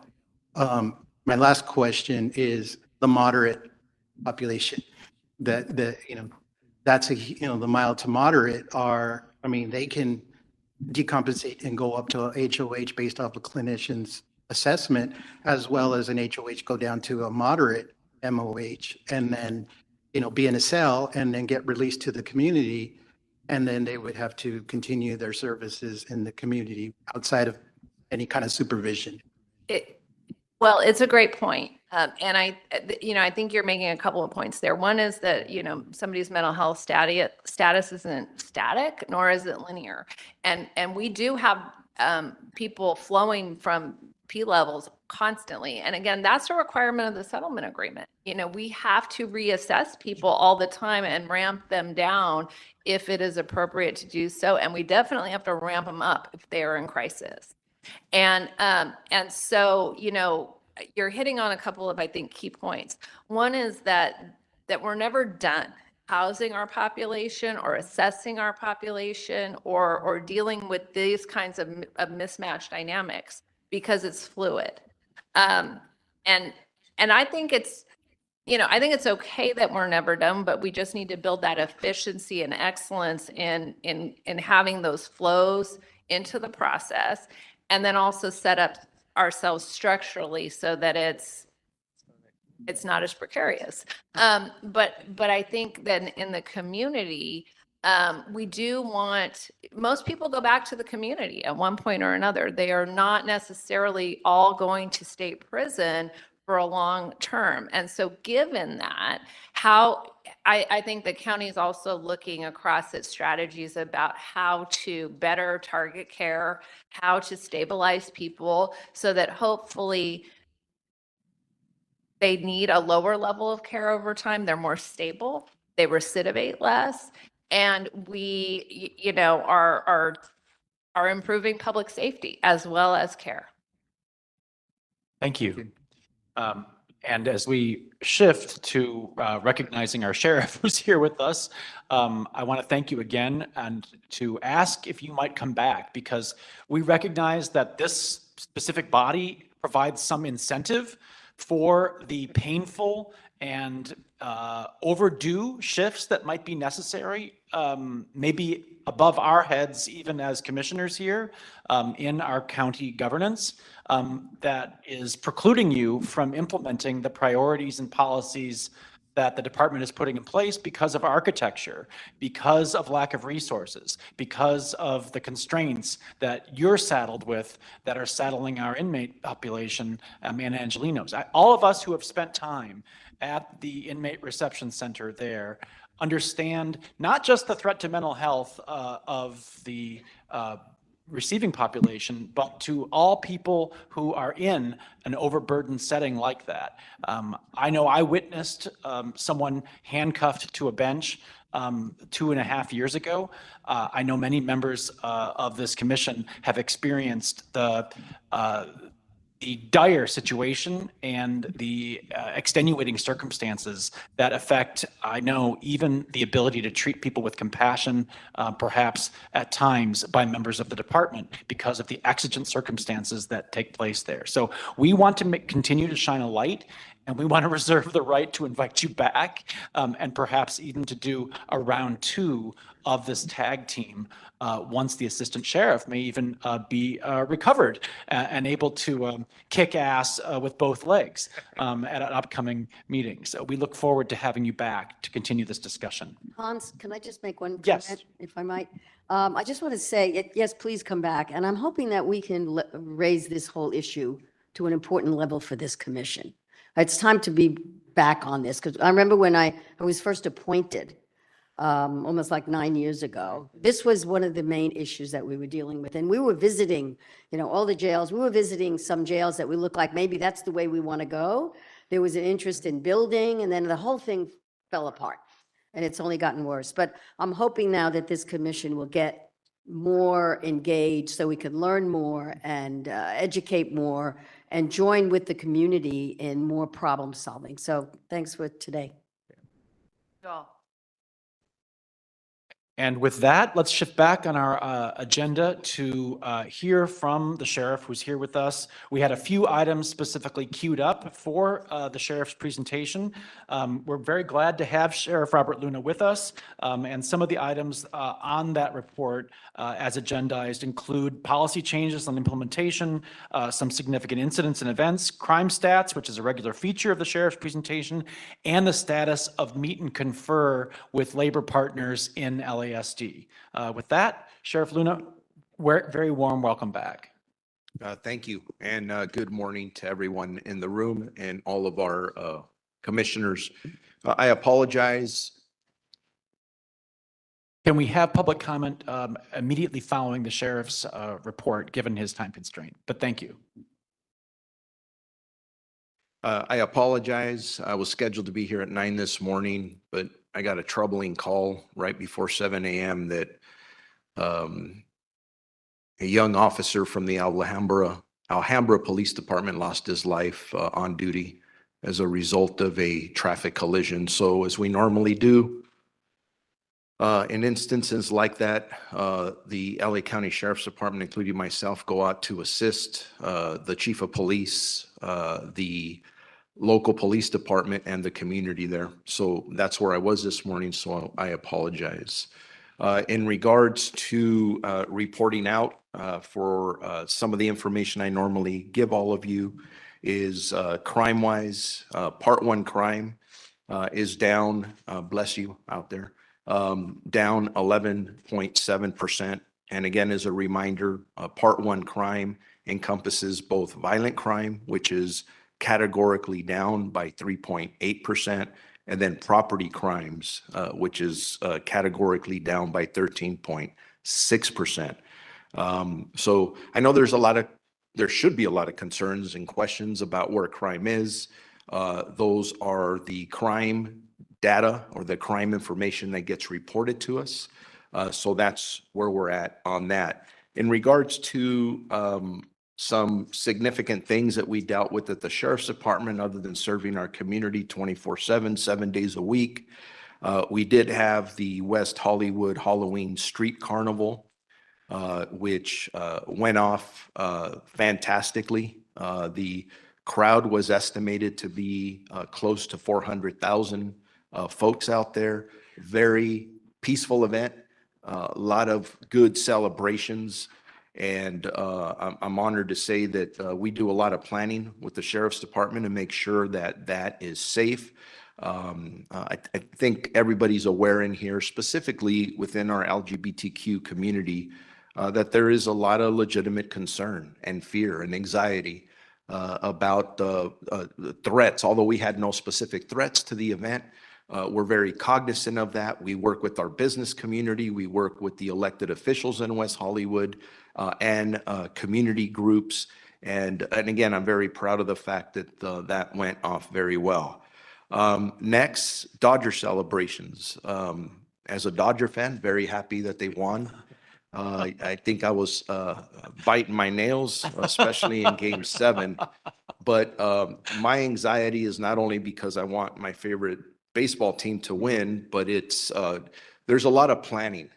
We stage a lot of folks throughout the county to make sure that all celebrations are safe, that we're not negatively impacting neighborhoods, specifically our business community. And I'm happy to report that I want to say 99% of the celebrations went well. I'm very proud of this city. I'm very proud of our county because most people did celebrate responsibly. And yes, we did have some pockets of some fans that were a little bit on the unruly side with their celebrations. But we had enough resources, and I can't say enough about our partnership and collaboration with the California Highway Patrol, who really assisted us in keeping everybody safe. And although we did make a couple of arrests, there were no businesses that experienced any vandalism or looting like we have in the past when the Dodgers won their game or games. Let me look at my notes here. Crime stats, significant incidents. I'm sure I may be missing something, so as always, I'm going to open it up to questions to any of you if I am. Regarding meet and confers, currently we have 20 active meet and confers that are occurring right now between us and our labor partners, the different labor organizations that we work with. I know the one I'm asked about consistently, as you should be asking me, is the click policy. I think all of you are aware we have an existing click policy, but my goal is to update and upgrade that to make it better than it always has been. That's still active and moving forward. That's one of the 20 that I mentioned of many that are going on, and we'll continue to work very hard in that arena. The last thing I'll mention before I turn it over to all of you, I do want to thank Assistant Sheriff Paula Tokar for coming up here. There is a lot of very legitimate concern about our custody operations, as there should be.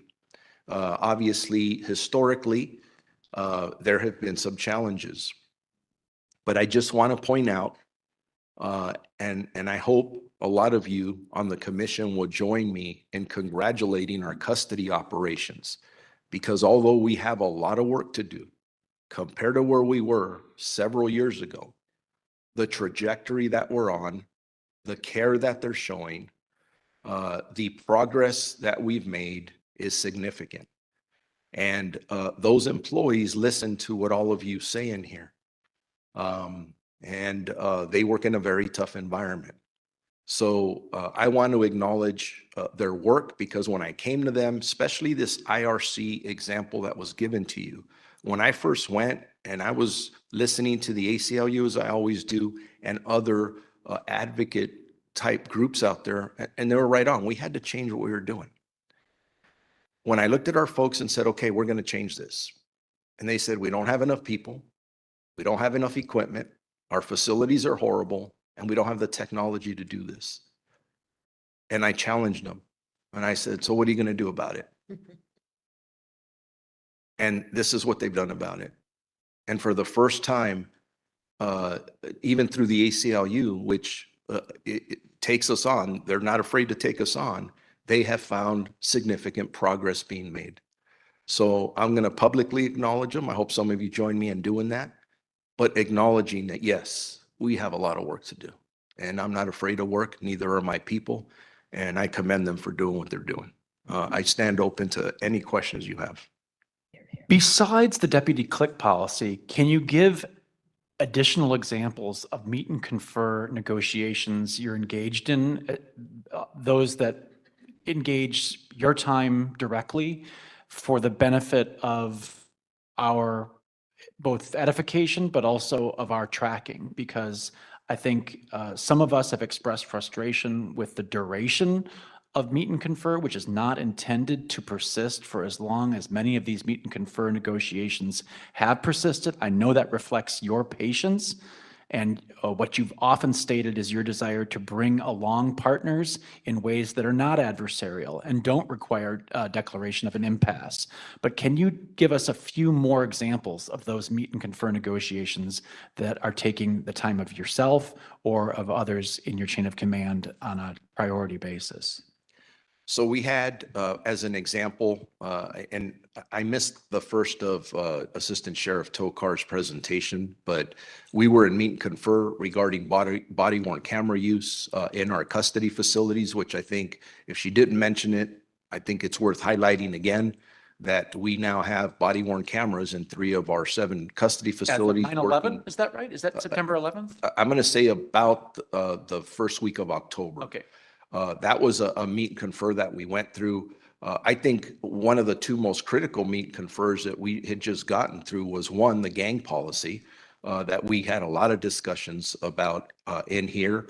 And the other one was our taser policy for the new taser 10s that we have. And by the way, as we have purchased more taser 10s, I'm going to say about 3,200, approximately 3,200. We have an over 50% reduction in deputy involved shootings right now. And I got to tip my hat to our men and women that are out there, the training, the new policy, which I'll talk about in a second. But having those tasers out there, there are multiple stories of incidences where we've been able to de-escalate situations because of that new technology. And again, I tip my hat. Some of those numbers are reflecting that. And I think one of the most important policies that a lot of people looked at me and said, you're not going to get agreement on labor, it was our new use of force policy. We have an updated, upgraded use of force policy that we've had for several months now, there was a separate issue there regarding the issue of personal weapons, which was a challenge for me in coming in. Those are some examples, Mr. Johnson, of some that we've had. I wish I had the list in front of me of the 20 pending ones. I can provide that to you. Thank you. With no issues whatsoever. Thank you. Appreciate that. Any other questions from commissioners? Commissioner Newhouse, welcome.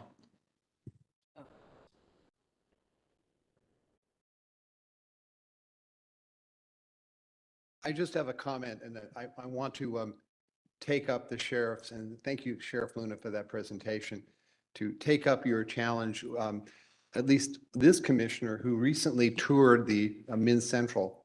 And I was very impressed by the caliber and the quality of your personnel there who guided us around. They were candid about what the challenges they're dealing with.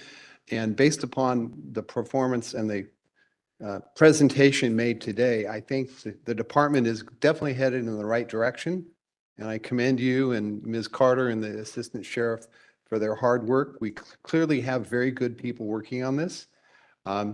Clearly, we're not where we need to be, but it looks like we're headed in the right direction under your inspired leadership. So thank you for that. Thank you, sir. Chair Johnson?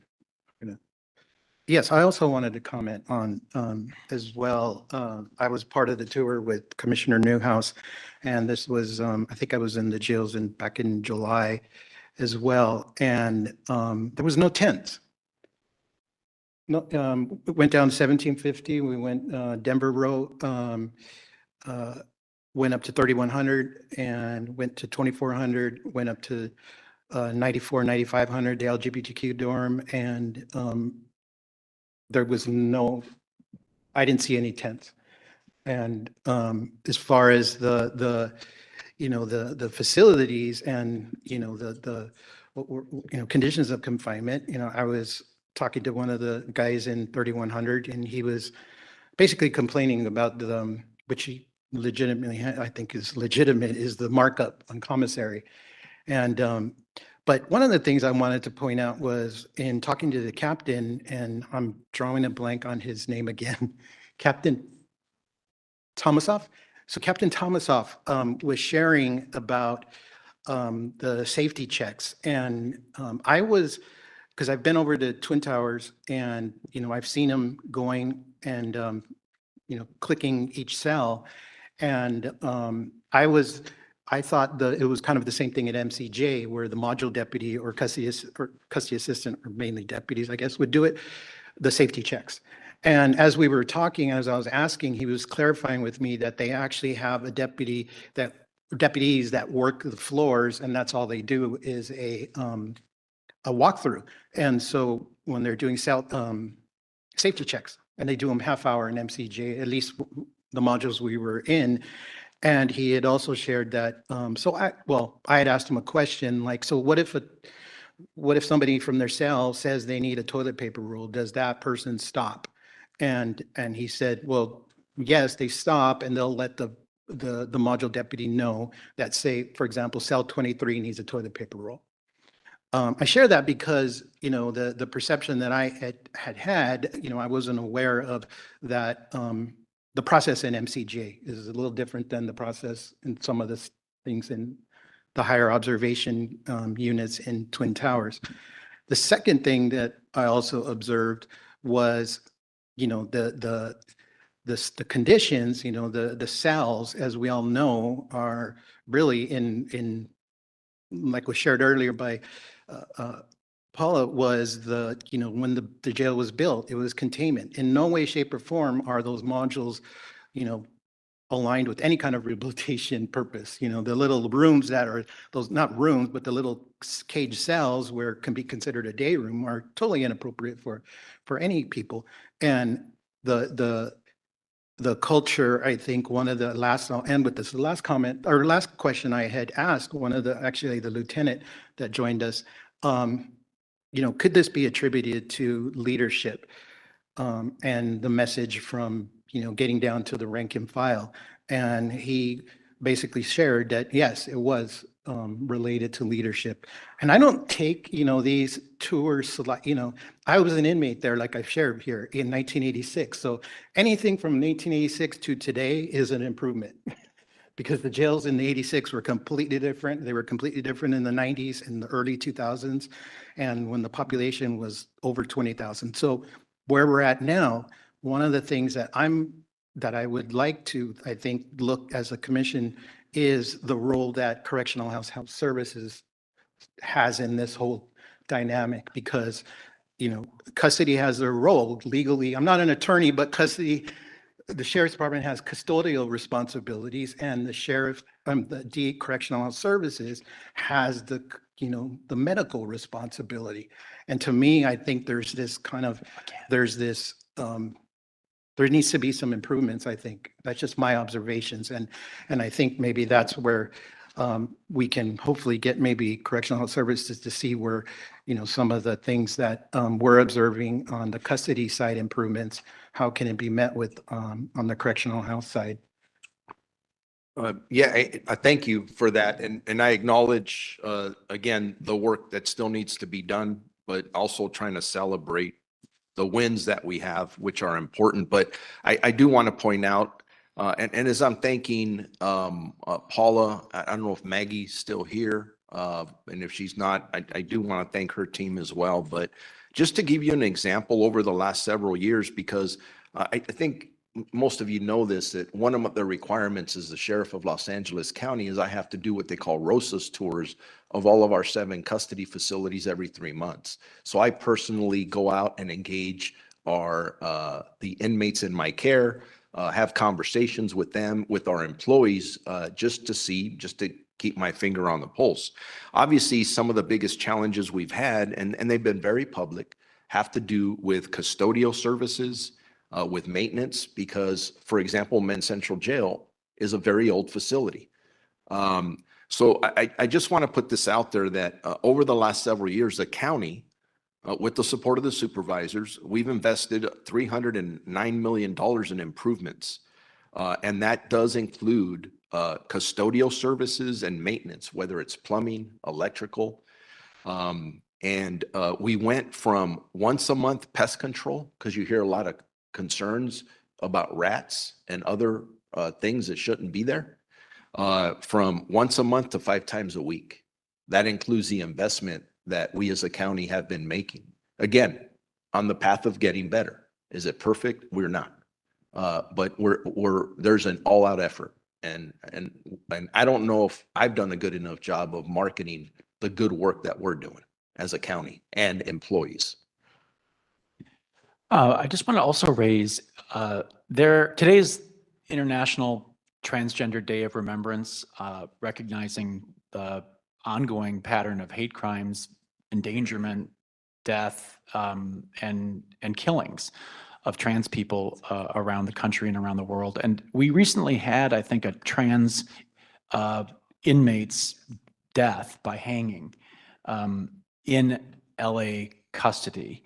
Part of a disturbing rise, although I think we had some context today that I think puts some valuable awareness and light on the particular challenges that our incarcerated people are facing and that our system is facing for humane conditions. But I do want to ask about that particular hanging death.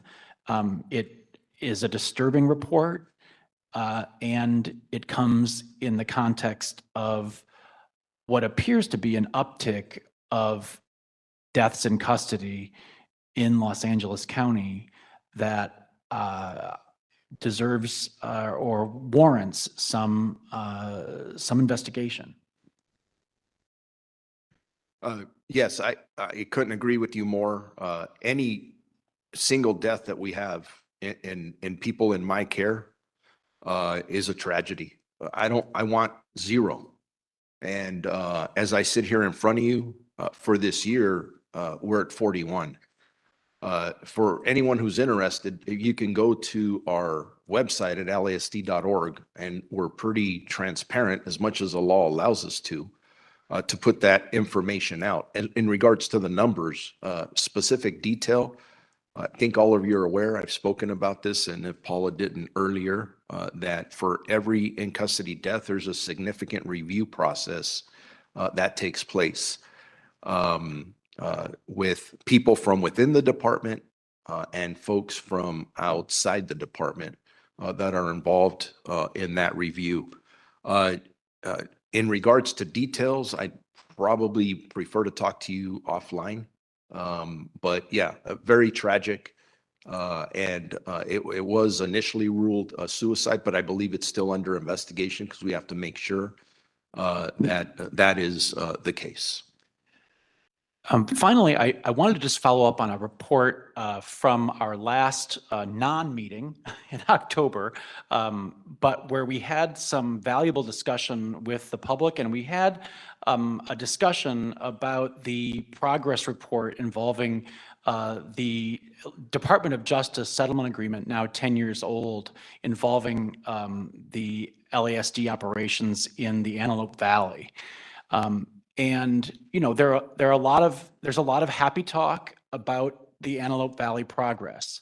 But in the wake of the discussion at that meeting, we received reports that are not so happy about the involvement of the Palmdale Station in in its own community advisory committee, and some questions about the action of the two sheriff stations that are due to be collaborating with their community advisory committees, both mentioned in the settlement agreement, and particularly not just at Lancaster, but particularly in the Palmdale Station's case.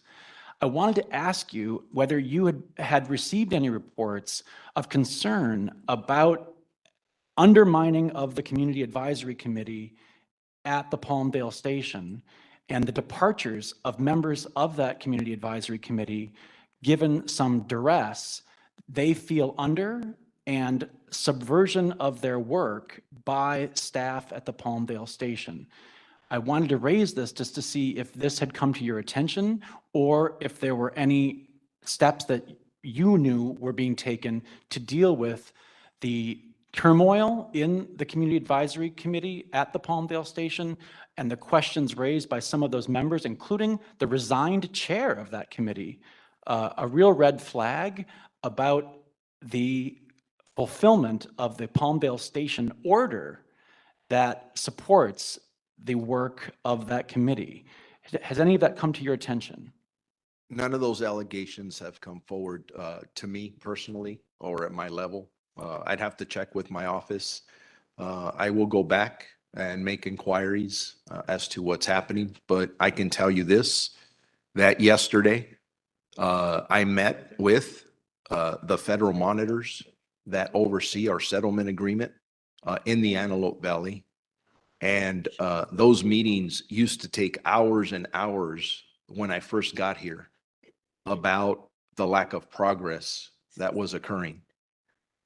Yesterday's meeting took a completely different tone from the way they are evaluating, basically grading us. And what they told me yesterday will come out publicly in a report. We are night and day from where we were several years ago. But like everything else, right? I think that we strive for perfection. We're not there yet. But I got to tell you, just like I talked about custody, between the chief that's been assigned up there, the commanders, and the 4 captains, remember, we used to only have 1 captain at Palmdale, 1 at Lancaster. Now we have 2 at each because the workload up there, if you comparatively talk about everything going on, triples and quadruples from other stations in the county. So those 4 captains out there, from all my feedback that I'm getting internal to the department, from some of the community members I talk to, not all, because there's going to be obviously always different opinions, which I welcome. But specifically from the federal monitors that have had this settlement agreement for, I want to say 8 years at least, if not 9, they're saying they can't believe the differences that are going on up there, and they could not stop praising the 4 captains that are assigned up there, both Palmdale and Lancaster.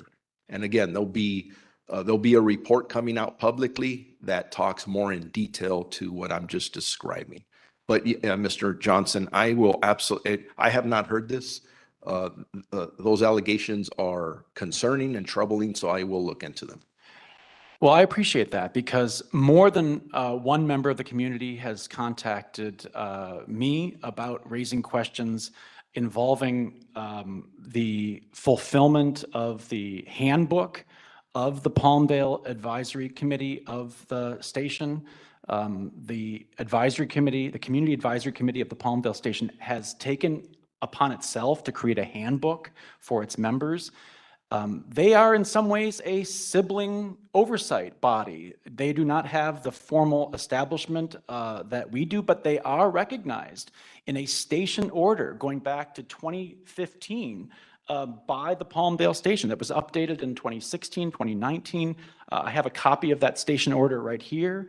And when the governance of that body providing some sunlight on the operations of a sheriff's department that has been troubled, that was the subject of such a serious settlement agreement that we were still trying to track, is in any way upset, and where there are allegations that a sergeant in that department is playing favorites with members of that committee, that he helped drive out the chair of that committee, that he was party to a meeting in October that onboarded a member outside of the previous governance standards outlined in the handbook and caused that the chair be ignored in trying to run that community advisory committee meeting, even in real time.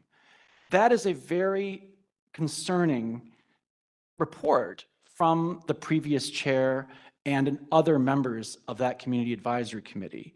And it is very concerning when there are reports that whether out of previous absence or lack of due diligence, a captain in the Palmdale Station denied the existence of this community advisory committee handbook and had to be informed about it by that very sergeant who was involved in undercutting the work of the community advisory committee. That is very concerning to us because oversight is hard won. Community accountability is hard won. If there's any lesson from our involvement with NACOL and with other national bodies, it's that it is very hard to gain accountability. And when that is trammeled or undercut, it sets all oversight back, and it sets honest public safety back. So I would ask that you look into those reports and that the Community Advisory Committee's roles at both the Lancaster Station and the Palmdale Station be respected and be upgraded and be fulfilled as we try to make more progress under the settlement agreements, because we can't have backtracking and reports like this coming out of respected members, some of them who've excelled in governance in other forms, whether it be with the NAACP chapter in the Antelope Valley, or whether it be in service on their local school board, in the case of the previous chair of the Palmdale CAC. These are very high-value community leaders whose volunteer service on that community advisory committee should not be undercut. And I just hope that we get no more reports like this coming to us from the Antelope Valley. Again, I will look into those allegations. I have to figure out what is fact. I have to listen to every side of the story, and we will absolutely look into it, because what you are stating are serious allegations and they have to be looked into. Thank you. With that, I want to ask any other comments from commissioners? Yes. I wanted to give our condolences on your lost deputy. We know we do need protection from our sheriff's department. So I just want you to understand we do care about the deputies and their families. The next thing I just wanted to clarify, thank you, by the way. It wasn't one of my deputies who passed away. It was a police officer for the city of Alhambra that we were assisting them on. But yeah, the condolences are the same because it's a loving family. They sent his kid has only been on the job 8 months. They sent him to work, probably prayed that he'd come home okay, and he didn't. And he was actually there covering the shift for somebody else this morning. Okay, thank you for that correction. And I also wanted you to know that we do appreciate the report on what is happening with mental health. But it has always been my personal thing that I don't expect sheriffs to take care of the patients in the jails. I think that is something that needs to be done by professionals to take care of those people. And so that's still a great concern to me because I do hear family members stating that it takes weeks to get medications. They cannot bring the medications in. I understand that, but it should not take weeks for the assessments to be done, especially when the family member is telling them what medications their loved ones need. So we need to really coordinate between those different departments to make sure that the inmates receive their medications and appropriate care. And yes, we do appreciate everything you've done, Sheriff Luna. And the fact that you come to these meetings, we appreciate that and you taking the time to listen to the family members. So thank you. Yeah, I just wanted to also add on that note as well. There was a recent Cal Matters article, LA jail scale back opioid addiction treatment as fatal overdoses continue. I think the really appropriate should be correctional health services scales back opioid addiction. This is like a frustrating thing for me because, you know, people come in, they don't come in the best of health and suffering from addiction, and you have medical screening and a person can literally get not screened or screened, but lack of funding is the issue, is what correctional health service is saying. And so that person gets sent to a module and can likely die, basically. And it's another death in the jail. There's something fundamentally wrong with saying that we cannot fund that kind of type of person coming into the jail. I mean, there's best practices nationally, other custody, other, you know, sheriff departments do it. I don't know what the problem is. I mean, we know what the problem is they're saying it's funding, but I guess from your perspective, like that's like a challenge because custody only has one, you know, the safety checks, all of that can be done, but if a person's not getting medically evaluated, you know, there's the probability that they're going to die with their untreated addiction. I'll make sure we discuss that with correctional health services, both a medication issue and the, I'm not familiar specifically with the line item that said they had a reduction in that specific opioid treatment, but we'll discuss it with correctional health doctors there and make sure we get back to you. With that, I think we can thank the sheriff very sincerely for his time and his responsiveness. And we can return to the point of public comment on either this item or on the previous item involving the report on the Rutherford settlement. Do we have any public comment on this item, Ms. Jordan?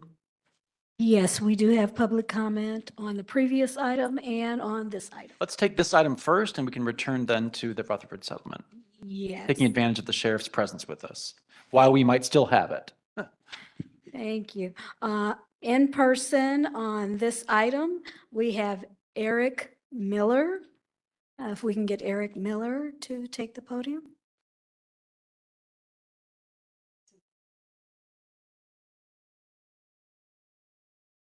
I think this was Rutherford, but I'm glad I'm called up for this item anyway, because I think it's important that the sheriff is here to listen to that, and hopefully he stays to listen to the Sybil Brand Commission's report. The Sybil Brand Commissioners had been in the Inmate Reception Centre, and while we noted in our last report that it complied with the timing rules and commended the Watch Commander, Lieutenant Dodson, on his efficiency, I think that you need to remember that the inmate reception center has moved from a baseline of a regime of blood and feces in which people were held there over 24 hours to the current regime. We've heard a lot about numbers. We haven't heard a lot about people. People are sleeping on floors and chairs, are lying on benches. Medical screening is a bottleneck. It is not a facility, Civil Brand Commission have found, designed for the humane treatment of people and members of the Los Angeles community. When we've been there, looking at other aspects of the facility, we have found people with significant mental health problems, overcrowded in cells and walking around unsupervised. We have been deeply worried about the conditions in the inmate reception center, including the ways in which both medical staff and people in there refer to the men and women, the men incarcerated there as bodies. This is not, while there has been progress, and we've noted the progress is from an extremely low baseline, and discussing the progress in inmate reception center without actually referring to the individuals incarcerated there and going in and recognizing the circumstances Thank you. there. Next, if I can get Vanessa Perez to take the podium. And after her, Vanessa, we'll move to online. That is correct. Okay, my name is Vanessa Perez. I'm Joseph Perez's mother. It has recently come to light that 4 of the deputies who beat Joseph were in the incident at the Montclair bowling alley, where members of the industry Indians drunkenly antagonized a group of teenagers at a bowling alley, shouting at the teen, flashing their guns, and punching a 19-year-old in the face. We only learned about the industry Indians after this incident, but LASD has known about them for years. Former Under Sheriff Murakami, who was second in command under Sheriff or former Sheriff Luna or Sheriff Villanova, testified to this at the commission that he knew about the industry Indians, but LASD did not conduct an investigation. Even when the Board of Supervisors directly asked LASD to investigate the industry Indians, they performed only a surface level investigation and did not even ask about the other deputies who might be members of the deputy gang. This is LASD's approach to all misconduct by deputies. They do the bare minimum and protect their own. If LASD had properly investigated Joseph's beating, could we have known about industry Indians years earlier? Could the Montclair bowling alley incident been avoided entirely? So long as ALAS has its way and LASD remains the only body permitted to investigate deputy gangs, people like Joseph and these teens will continue to be brutalized. When the Montclair bowling alley incident happened, or beating happened, Joseph was serving a 3-year state prison term for his own beating. This needs to stop. They need to start, we need you guys as a commission to help investigate. It is why it's so important that you guys are able to get that power to investigate situations like this. And then my second comment about the next presentation is, what about when the mentally ill can't remember their medication name? If they can't remember their medication due to their mental health, who's there to help them? Thank When you. I call as a parent, Thank they you. tell me he's over 18. Thank you. Thank you. Our next public comment we'll take from online. We have Cindy Nunez. Cindy, you have been unmuted. Cindy?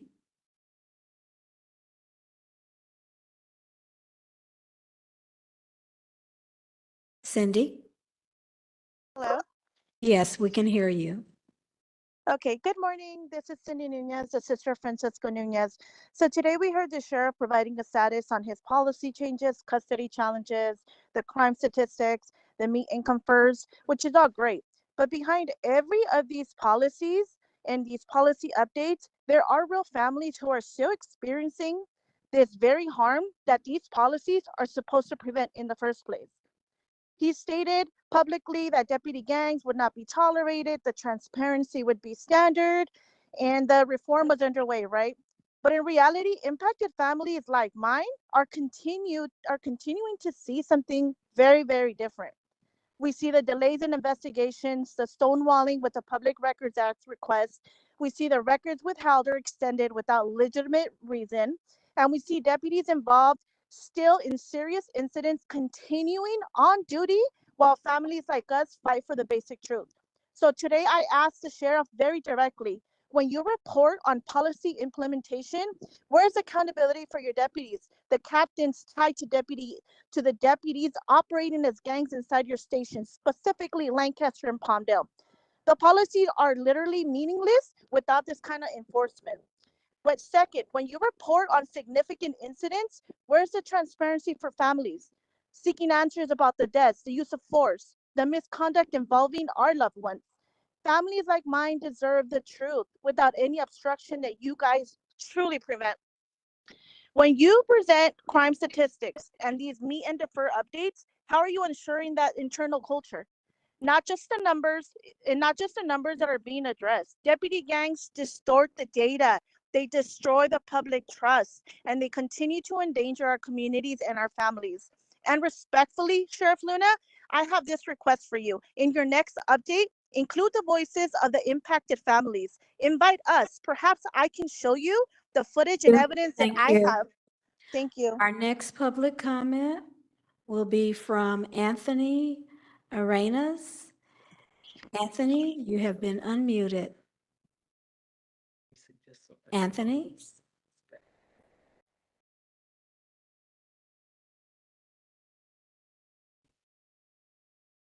Anthony, you have been unmuted. Anthony? Yes, can you hear me? Yes, we can hear you. Okay, my name is Anthony Arenas with Dignity and Power Now and the Justice LA Coalition.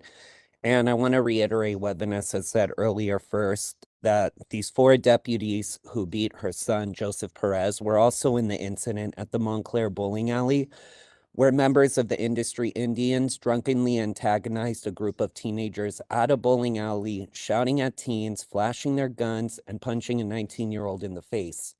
And like the last speaker stated, that it's fine to say that you are in compliance, but how does that, square that with the highest rate of in-custody deaths in the last 20 years? There's no amount of compliance that will make a jail or even Men's Central Jail a livable facility. You even said it yourself, Luna, that this is not a great place to be. So why are you investing hundreds of millions of dollars into this decrepit facility that could collapse with any earthquake, putting thousands of people's lives on the line for what? For what? You're going to continue to hear from families and from the community because the board promised to close the jail in 2019. 6 years later, we're at the highest rate of in-custody death. Prop 36 has put a lot more people in the jail system, and people's lives are on the line. You know, you'll hear from deputies like on Tuesday at the Board of Supervisor meetings that they have medical forms in all their locations. But when you ask the auditor, they'll say that there's forms that are missing in certain locations. You'll hear that, yes, people receive 10,000 requests every month and they're handled by people, by nurses. What they won't tell you is that it could take up to 2 weeks to a month before someone is seen. That's ridiculous. No amount of compliance. Yeah. Our next public comment is from Deanna Brock. Deanna, you have been unmuted. Deanna? Hello, are you able to hear me? Yes, we are. Okay, first off, I'd like to say thank you to Sheriff Luna for showing up to these meetings and especially for staying for public comment. That's something that I had mentioned before that I think really shows that he does want transparency and community involvement. So thank you for that, Sheriff Luna. I also would like to say that there is so much money going out towards these lawsuits and civil settlements for the use of excessive force by deputies, that this money definitely could be used towards the jails, towards the mental health care of these inmates. And it's just a shame the amount of money that goes out. It's just atrocious. In regards to the Joseph Perez case, You know, his mother, Vanessa Perez, has been fighting for 5 years for justice for her son. And the use of excessive force by 7 different deputies out of the industry sheriff station. I mean, the amount, I'm sorry, I'm just very upset and frustrated about this. You know, there was even one of those deputies was assigned as a school resource officer where her daughter went to school. I mean, how would a mother even deal with that? These things need to be taken care of. This use of excessive force goes on, causing tremendous trauma for the families, but also costing so much money that could be used to help benefit the department and the families and these inmates. So I think this really needs to be looked at. And I do appreciate Luna coming with his updates. I do think they are sincere, and I do appreciate that. Thank you. Thank you. Our next public comment is from Marcella Rosen. Marcella, you have been unmuted. Marcella? Hello, are you able to hear me? Yes, we can hear you. Okay. Hello, everyone. My name is Marcella Rosen. I'm with Dignity and Power Now. And I just want to reiterate some of the comments that have previously been made, including by Vanessa Perez and Eric Miller, which is that there's talk about facility improvement, there's talk about medical improvement, but there's never discussion by the Sheriff's Department about personnel and about firing repeated offenders or single time, sorry, does not have to be repeated, sheriff deputies who are involved in gangs, who are involved in violence, who are killing people in MCJ. These are the things that can really prevent death, that can really hold people accountable. He said there's a thorough investigation after in custody deaths. Why do those investigations never result in anyone being fired? And despite the fact they're talking about building a mental health facility, Maggie Carter, and yet they've all said that you can't get sufficient care in jail. Why should more money be put in carceral facilities when we have a huge mental health population, when that money could be going to facilities that people can actually get care that are non-carceral? It doesn't make sense that they're advocating for building something while at the same time describing all the reasons people can't get care inside. Thank you. Our next public comment is from Melissa Camacho. Melissa, you have been unmuted. Melissa? I'm from the ACLU of Southern California. I am one of the lead attorneys on the Rutherford litigation. First, I agree that the compliance and progress has really been fantastic. So thank you to Maggie Carter, Assistant Sheriff Tokar, Captain Solis of the IRC, and Sergeant Ferroli.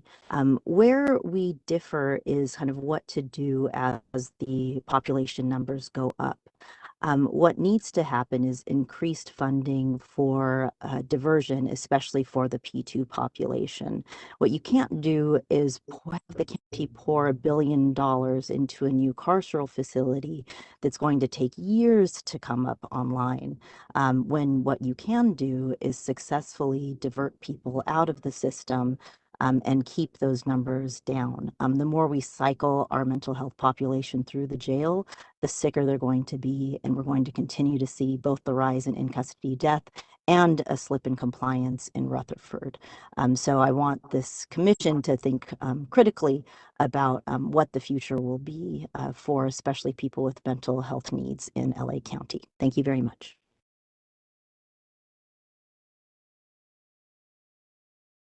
Thank you. Our next speaker is Sahara. Sahara, you have been unmuted. Sahara? Sahara? You hear me? Yes, we can hear you. Hi, I'm gonna keep this short, but my name is Sahara White. I'm with Dignity and Power Now, also Justice LA.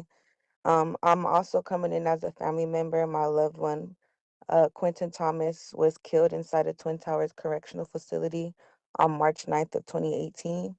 And just to echo what a lot of my other coworkers and family members have said here today already, about uh, deputy personnel and just the fact that we already know that people can't get well in the cell. Like, the jail is no place for anybody to be rehabilitated at. The living conditions there themselves, like, already bring down people's mental state, their physical being, their physical health, and they're being ignored in there on the daily, on the weekly, on the monthly.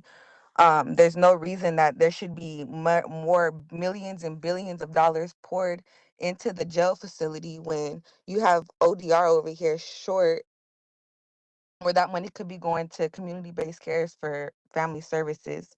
It's just really disappointing. And then, yes, at the end of the day, like, it's cool that Luna has stayed to hear our families, but I feel like that's the bare minimum. Like, it's cute with all the talk that you come and the updates that you give, but you need to put action to your words. Like, you need to put action and do what you actually say that you're gonna do, not just keep talking and talking and talking, because that's not helping anybody. Thank you. Thank you. Our next public comment is from Sunitha Menon. Sunitha, you have been unmuted. Sunitha? Hi, can you hear me okay? Can you hear me Yes, we okay? can hear you. Excellent, Yes. thank you. Hi, folks. Thank you, Chair Johnson and the entire Oversight Committee for the work you're doing to hold the Sheriff's Department accountable and in trying to create more transparency for their work. My name is Sunitha Menon. I'm the Executive Director of the LGBTQ+ Commission for the county. And we appreciate Sheriff Luna's presentation and the recognition that the LGBTQ+ community, specifically the transgender community, is disproportionately impacted by negative and harmful experiences.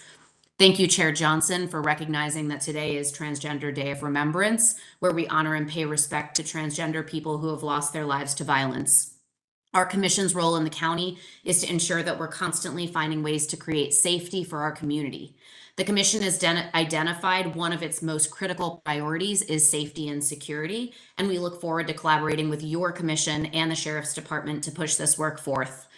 In the last commission meeting we had a few weeks ago, the commission established an ad hoc subcommittee to specifically review the different justice-involved departments and commissions that interact with LGBTQ+ people, and we look forward to trying to find a way to collaborate with you all on safety issues specific to our community.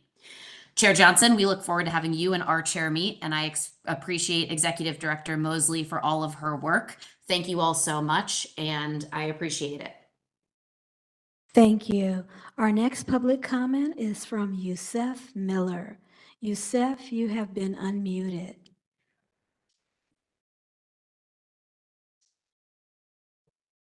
Yusef, you have been unmuted.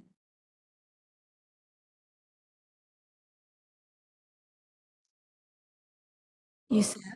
Yes, we can hear you. Okay, my name is Yusef Miller. I'm with the North County Equity and Justice Coalition, Saving Lives in Custody, California. And the intersection between law enforcement and mental health is broken.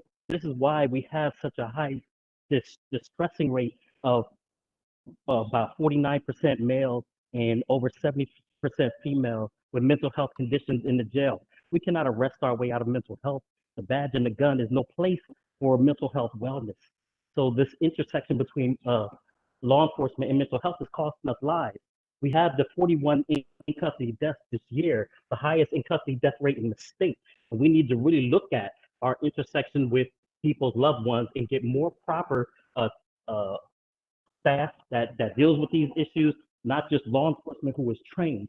Law enforcement should be trained to stop crime, not in the capacity of compassion, because that's not where the expertise should go. We should have people who went to school and love the compassion work to deal with compassion in our loved ones. An alternative to this incarceration would go on the front end and not in the back end. It is not a brag to say that the mental health, we have the highest mental health capacity in the county is in the jail. This is not fair. What it is, it displays that we have a broken system that's going to cost us more and more lives. Please fix this broken relationship between the two entities, because it cannot sustain our loved ones. Thank you. You. We have two public comments on item 8B, the Rutherford item. Would you like to call those, Chair Johnson? Yes, let's please, and we'll take a break immediately following those comments. Thank you. Thank you. Our first one is from Eric Miller. Okay, he passed. We'll take Vanessa Perez. Okay, so both of them are passing, so we're done with that item. Thank you, commenters, and thank you, staff. We will now take a break and be in recess until 11:50. Thank you.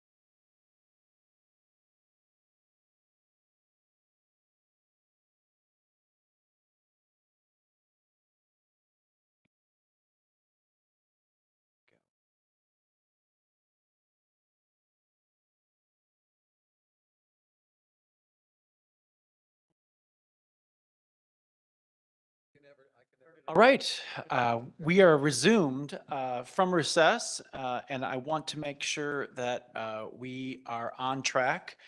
We will be taking back up the new business, which includes, I think, first up, the ongoing commissioner training. I want to make sure that are all commissioners briefed, and have you read up on the proposed training, which is in our packets, and which includes many items of reference in addition to some of the required training responsibilities of commissioners.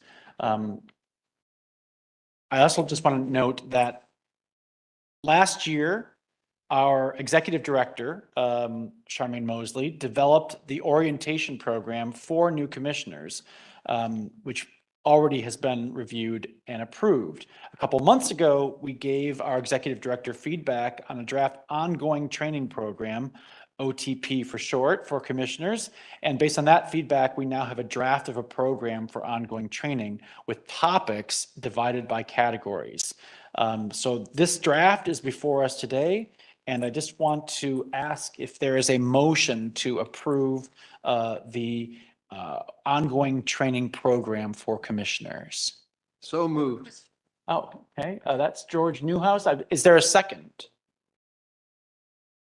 Okay, thank you, But I have a question. Commissioner Hicks. Yes. Is there a timetable for all these trainings? Does it have to be done by a certain amount of time? No, That's not, there it's not all in 1 year. no. Okay, good. Okay, thanks. Is there any other discussion or question? Hearing or seeing none, I think we can proceed to any public comment on this item. Is there any public comment on the COC's internal ongoing training program? There's no public comment on this item, Chair. Okay, excellent.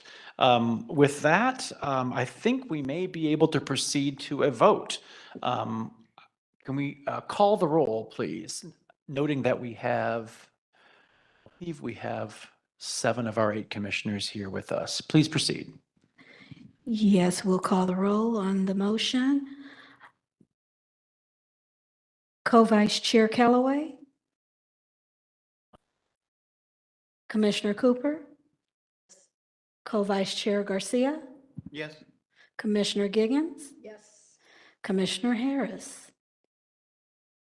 Stepped away. Commissioner Hicks. Yes. Commissioner Newhouse. Aye. Chair Johnson. Yes.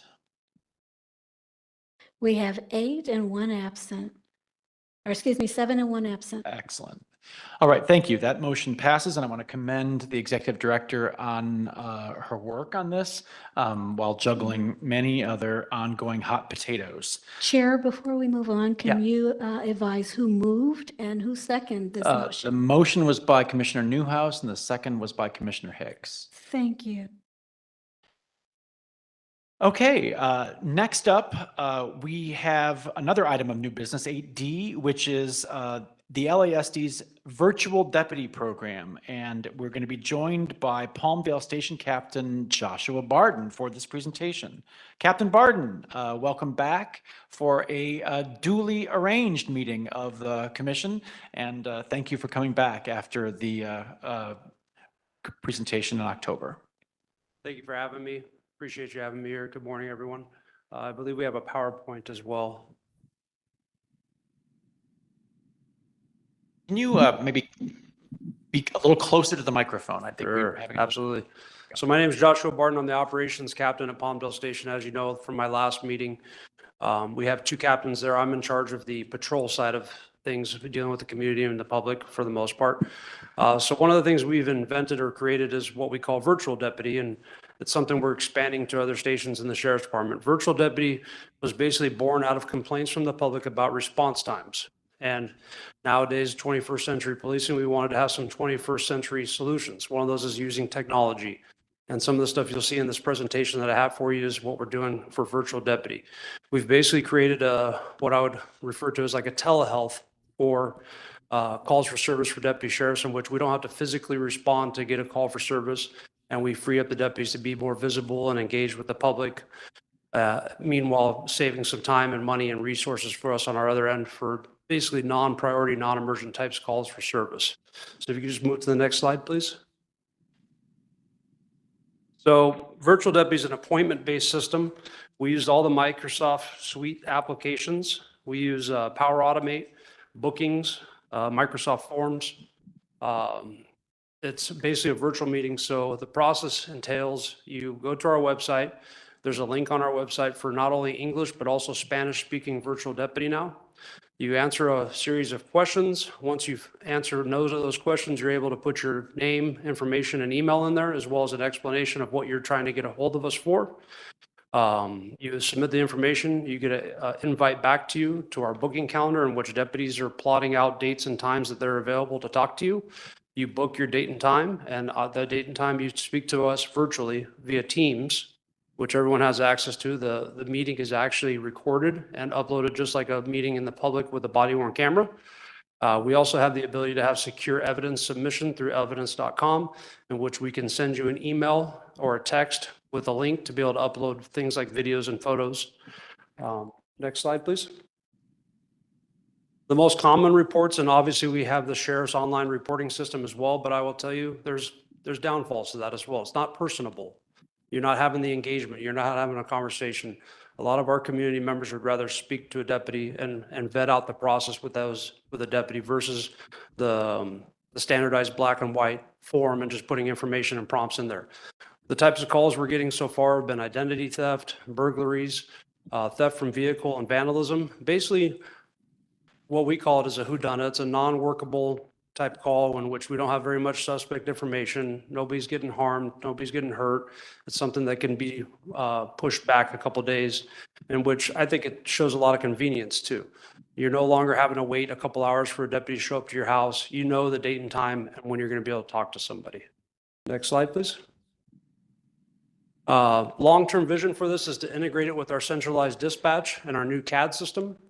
I envision us having this at two different centralized locations in which when you call, we can factor out the workflows in which it'll be where a deputy can sit there and say, okay, this looks like it applies to virtual deputy. Let me put you over here to my partner here. Let me send you a link to a Teams meeting and we'll handle this right now versus sending a car out to you.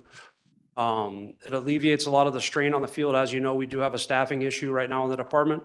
When you look at Palmdale Station alone, we're 770 square miles, right? And the contract has not expanded over the last 15, 20 years. So we're trying to get the most out of our resources that we can. We're also able to use staffing members that are no longer able to go in the public, whether it be for an injury, sickness, you name it. We're getting more use out of our personnel by using this type of technology as well. Next slide, please. So this is a copy basically of what the landing page is on our website. It explains what the virtual deputy system is. It shows the link. It also explains this is not 911. It's not for emergencies. It's not for complaints. It basically prompts the public on how to use the system or not. So once you press this button, you go to the next slide, please. These are the questions to be asked. And these are basically used to verify that the call for service is going to be appropriate for virtual deputy. Ask questions like, is an immediate law enforcement response necessary? And it gives examples. Hey, is there people being hurt? Is there people in need of medical attention? Is a suspect there? Is someone in harm's way? Are you reporting a traffic collision, stolen vehicle, missing person? Those are all types of calls for service currently where we have to be there in person.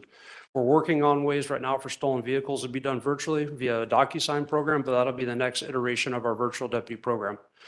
Other questions, anyone injured, medical attention, is the suspect known, or are there other facts that could help us lead to identifying the suspect? Does any evidence need to be collected? And is the SORTS application applicable? The SORTS is the online reporting system for the Sheriff's Department. A couple of these things like evidence being collected, we might be able to get 90% there on the virtual and then have a CSO or a deputy come out and collect a piece of evidence. Again, it's about making operational efficiency better for us. Next slide, please.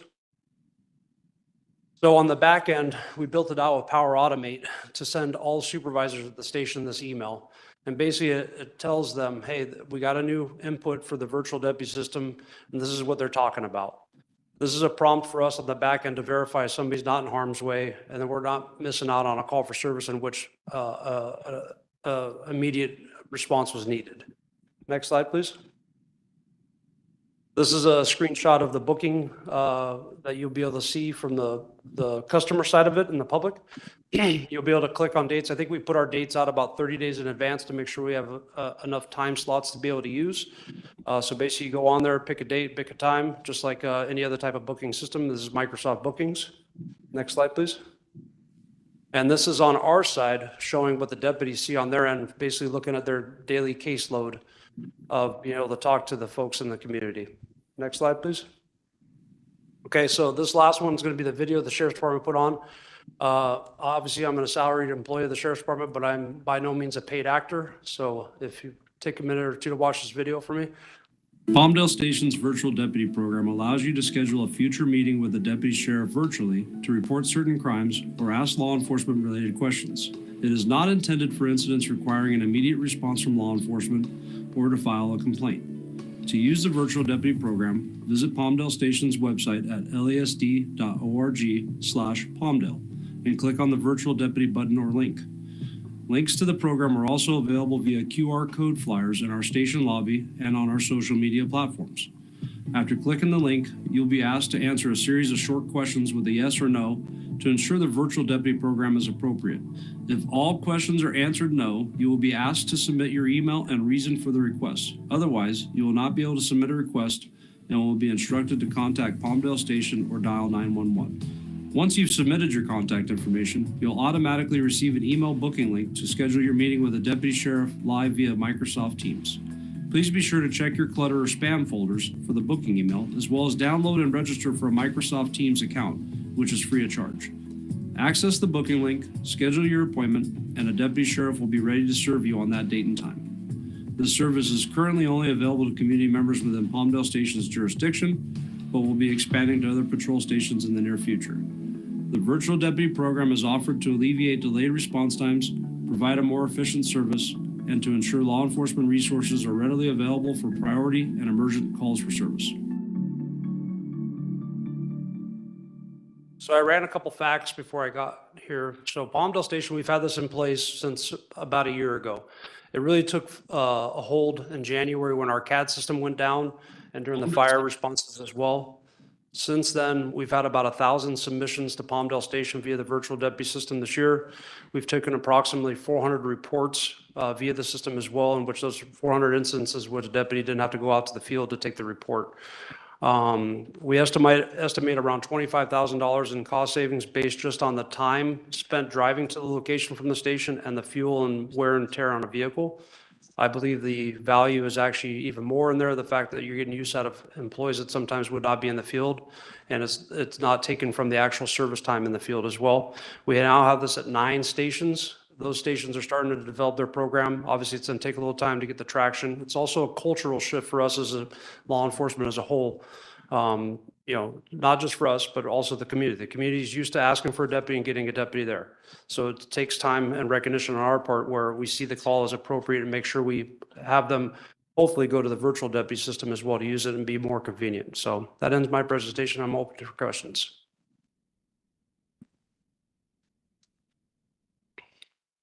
Any questions about this development? Commissioner Newhouse. I have a question. Welcome back, Captain. Thank you, sir. So this is initiated when someone calls the station or 911, or is it initiated through the internet by the person who wants assistance? It's intended to be initiated through the internet. However, if you do call the station and we feel that it's appropriate, we'll ask you if you are willing to do it, and we could direct you to the link, and or the watch deputy or the call taker could input your information as well into the form and have the email sent to them. Obviously, there's different forms of communication there, but we want to make sure that it's available if, for instance, they didn't know about the virtual deputy system, but yet call into the station. So the system sounds excellent. Sounds like it would be a substantial savings of deputy time because, of course, they're not driving out to have to talk to someone if they can talk to them, you know, virtually. My only concern is that, and this is one of my personal pet peeves, is we all call corporations, airlines, all kinds of, and these days, and we get a virtual receptionist that makes us go through a long list of menu choices, which are typically infuriating. So that's not the way this program works, correct? No, sir. Okay. You speak to a live deputy sheriff, and I think it's more personable that way. The other thing is, none of these deputies have crashed going to any of those calls, that we haven't had any use of force incidents. The feedback we've received so far has been very positive. We actually send out a survey after the fact to gauge the customer service on it. It sounds amazing. So is this being rolled out now across the county at other stations, did you say? So we have 9 stations right now engaged in a pilot program. It's expanding, but again, like I said, it takes time to gain traction as well with the deputies and the community. Well, it sounds like a fantastic program. Thank you, sir. Thank you for generating this. Interesting. Yeah, Hans, if I Appreciate could just ask a quick, so of the 9 pilots, are those a couple in every patrol division? Is that the idea? Yes, sir. We have it at us, Lancaster, Santa Clarita, Lost Hills, Century Station, Lakewood Station, and Temple. Thank you. Thank you. And I just want to say that I have anecdotal experience of hearing about the virtual deputy program and then advising somebody in the community to use it. And from a operational standpoint, it worked.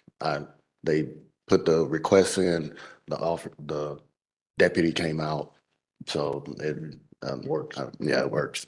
I appreciate it, sir. We've had one negative feedback, and it was an individual that didn't have a computer or access to anything. And I go, well, this isn't really applicable. So obviously it's not for everyone, but you have to have a little bit of savvy with the software. But everyone has access to Teams, and for the most part, it's been well received. And our response times are showing as well. We've cut our response times at almost half over the last year. You can use this on your smartphone too, can you? Yes, ma'am. Okay, you probably need to promote that because everybody don't have a computer, but most people have a smartphone. Yes, the Microsoft Teams application is available on any type of Android, iPhone. And you do credit this with reducing your response time, you said by 50%? Yes, so 2 years ago when I took over, we were at 206 minutes on average in the city of Palmdale. Last month, we were at 94 minutes. That's great. Thank you. All right. Just want to note the prior complaint regarding the Community Advisory Committee involving Palmdale Station. Some of that related to people under your command. Given your presence here today, I did not want to lose the opportunity to at least make sure that that was raised in your presence, and to ask if you had any awareness of the issues raised by those complaints in the Palmdale community, and if any of this rings true, or if there's any follow-up you wish to make about those concerns. Okay, absolutely. I did not understand the concerns to this level that you brought forward today. My intention is for a formal complaint to be taken and for it to be investigated. I will tell you that my understanding of the advisory committee is that it is an advisory committee. They act as a liaison between us and the community. They're basically seemingly bridging the gap for us in the community, and the onus is on me to make sure that the committee is representative of the community as a whole, right? I understand this, a lot of this comes from the introduction of one member that's a Spanish-speaking member. And there might have been some misunderstandings as to having an interview or not, and that happened while I was out on leave. But it was addressed with the body, and they voted on whether or not to do an interview or not. But ultimately, it's my task to make sure this body is representative of the community and a good bridge of that gap to the community. And I feel that we have a good quality committee going forward right now. I'm going to reach out to that CAC chair that did resign and try to see what I could do about that and have that conversation with her and any other member as well. So like I said, there will be a formal complaint taken. We'll investigate it, and hopefully we'll be able to get those results back to you soon enough. And can you stem the flow out of any members of that committee who might be in the process of facing removal or efforts to remove them currently, given the concerns raised about efforts to sideline current members of that Community Advisory Committee? Something that this commission has had its own experience with in the recent past?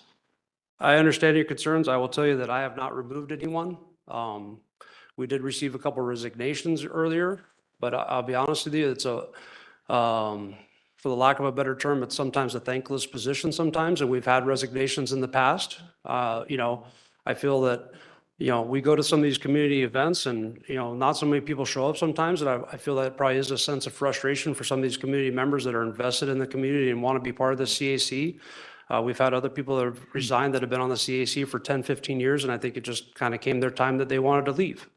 But I'm open to that conversation with these members that did resign recently.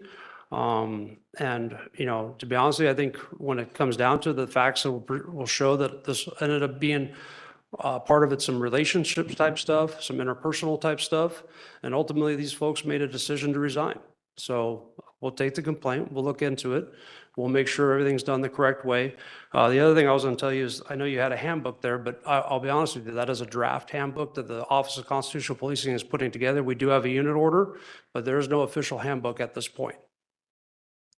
Well, we look forward to your follow-up based on the concerns raised by the community, and we thank you for your presence here to go back over the virtual deputy program. Thank you, Captain. And I appreciate it, sir. I appreciate being here and presenting, and as well as being able to get that opportunity to address those concerns. Thank you.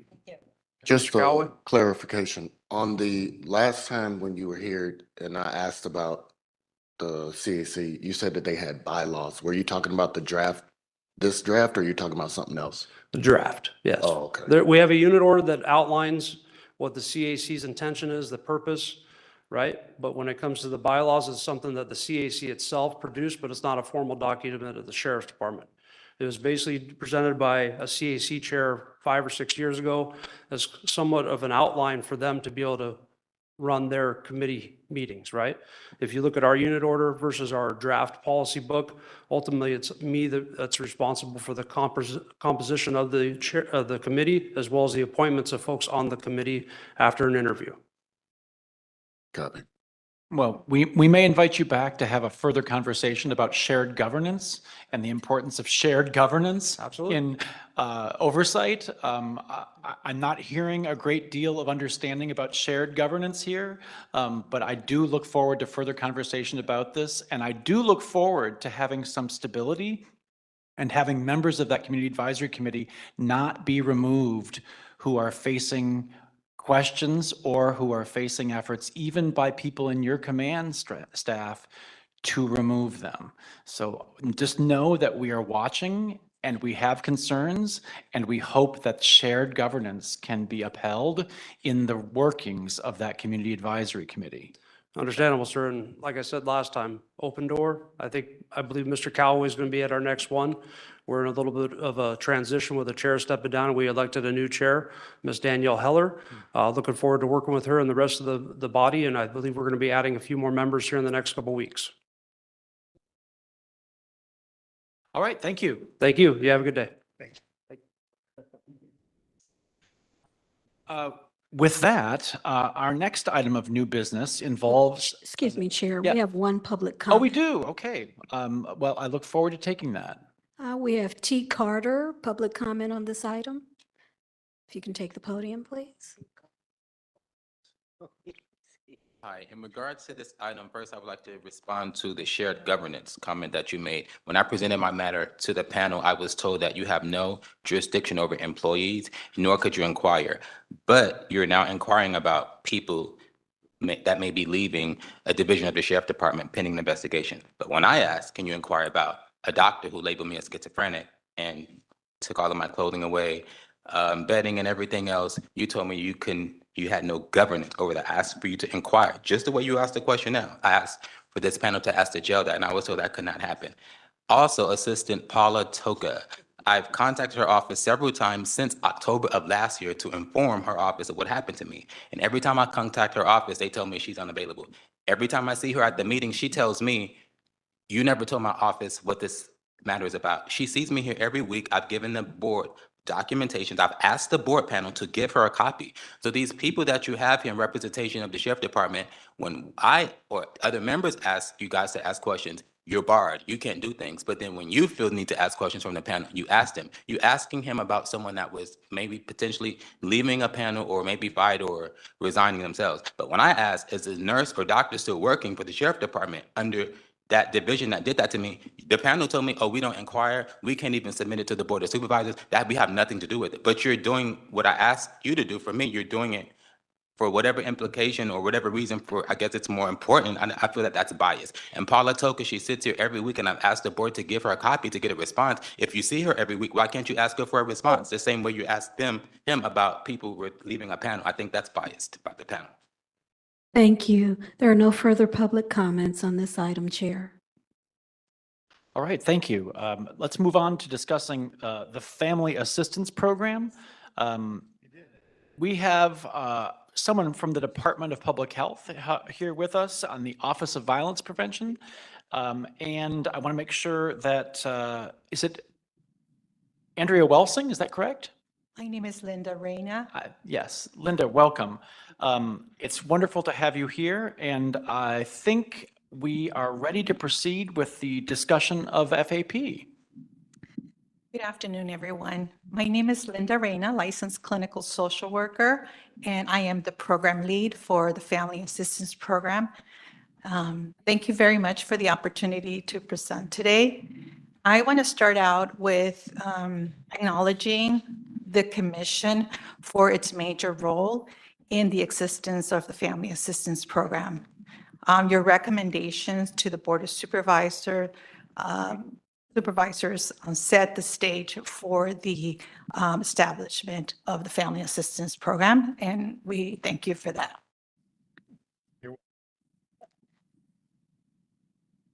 So just a little bit, next slide, please. Just a little bit of background here. The Family Assistance Program was established by the Los Angeles County Board of Supervisors in 2019 upon the recommendation of the Civilian Oversight Commission. It supports families after in-custody deaths and failure use of force incidents. And it started out as a pilot program under the Department of Mental Health. And it transitioned to the Office of Violence Prevention in February of 2024. Next slide, please. Our purpose is to provide comprehensive support and services to families grieving the loss of a loved one due to officer-involved shooting or who died while in custody, regardless of the circumstances. The program provides both immediate and long-term interventions tailored to meet the unique needs of affected families and communities, provide compassionate support and guidance, and assist families with crisis intervention, funeral expenses, counseling, and navigation of systems. Next slide, please. The Family Assistance Program is a partnership between OVP and the LA County Sheriff's Department Homicide Bureau, Custody and Compliance and Sustainability Bureau, the Office of the Medical Examiner, the Office of the Inspector General, the Department of Mental Health, the District Attorney Bureau of Victim Services, the Sheriff Civilian Oversight Commission, and we have other county and community partners. Next slide, please. So between February of 2024 and January of 2025, we received 55 death notifications. As you can see from the graph, there are broken down by month, and the orange bars represent the deputy-involved shootings, and the blue bars represent in-custody deaths. Just kind of highlight, in January of 2025, this year, we had 7 in-custody deaths and 2 deputy-involved shootings. And that's, I think, the highest for this period of time. And then the second highest, I believe, was in July. Next slide, please. So out of the 55 death notifications, 51 families received services between this period. The services included counseling, crisis counseling, funeral cost assistance, grief counseling, system navigation, case management, and linkages. to community resources. 39 of the families received funeral assistance, and we dispersed $209,756. The average funeral amount received per family was $5,378. Next slide, please.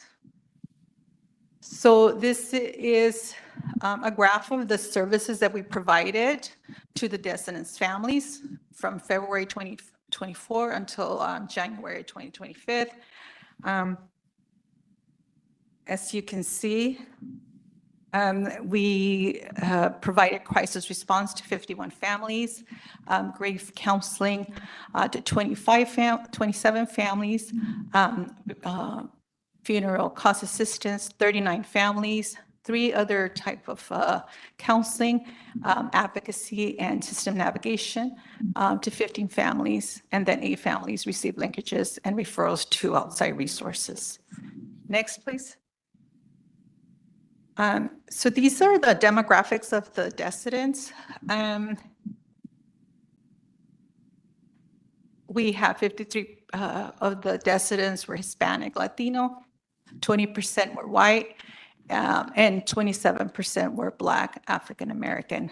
93% of the descendants were male, and 7% were female, and most of them were between the ages of 25 to 44 years of age. Next slide, please. So see, these are some of the highlights during this period of time. We had a very smooth transition from the Department of Mental Health to the Office of Violence Prevention, and that was due to the Department of Mental Health having a foundation of the program. They also shared with us lessons learned, and so we were able to incorporate some of those lessons into the design and the development and implementation of OVP's program. And they also facilitated the collaboration between the Sheriff's Department and OVP. We hired and onboarded our core FAT team. We developed English and Spanish pamphlets and a web page. With our input from our county partners, we were able to standardize protocols, and we were able to engage 93% of the families. Again, dispersed $209,756 in funeral assistance. And then most of the payments, either reimbursing the family or paying for the funeral home, were processed within 2 weeks. Next slide, please. So after reaching out to the families and gathering information, we have some lessons learned and some recommendations. One of the recommendations is to increase our burial assistance from $7,500, which is a cap of the assistance we provide to the families. And we want to increase it to $12,818 to align with our California Victims Compensation Board. We want to establish a $50,000 hardship fund for urgent family needs. And also, we want to implement a new electronic data collection system specifically tailored to our program. Next slide, please. So, just to summarize, this 1 year was marked by transition and good collaboration between the departments.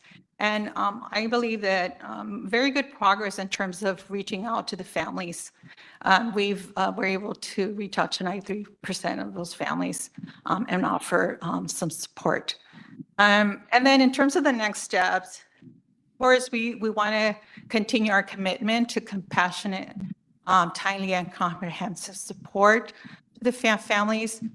And we're also taking concrete steps to address those recommendations, whether it be increasing the amount that we assist the families with in terms of funeral expenses, or creating that fund for urgent family needs, and also developing our case management program so that we can collect data and inform our clinical practice and enhance the delivery of services to the families.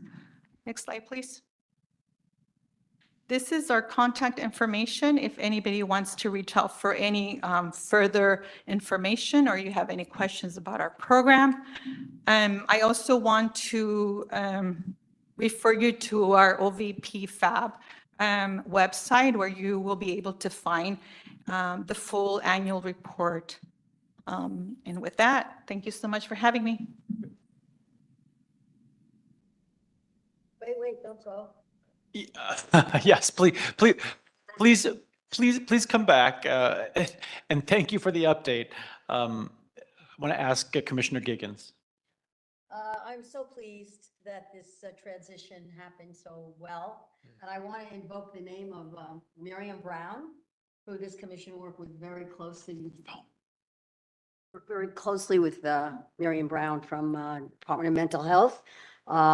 She was amazing and so receptive to making this work, this function, and she used to take the calls herself. So I'm really glad to see that this transition has happened. And I want to say we were there at the birthing of this one of our offsprings from this commission, and so very dear to my heart. You know, along with Met, I think those are the two very, very successful things we've had among other things along the way. But congratulations for all the good work that you do and your team does, and the Office of Violence Prevention is awesome. And I'm so glad that we're also looking at, you know, increasing, because it costs a lot to bury someone. And I remember the families would come here to us crying they had no money. They had to do car washes, bake sales to raise the money to bury their loved one. GoFundMe? Yeah, GoFundMe. Well, that was before GoFundMe. Yeah. And also, there was this whole transition from which I'm also believe that the Sheriff's Department has transitioned from kind of the families being pariah families because this incident happened to one of their members, and the families were treated pretty horribly. I'm just glad to see that all your collaborators now have come on board to show respect and dignity to these families. Yes, thank you. Thank you for those comments.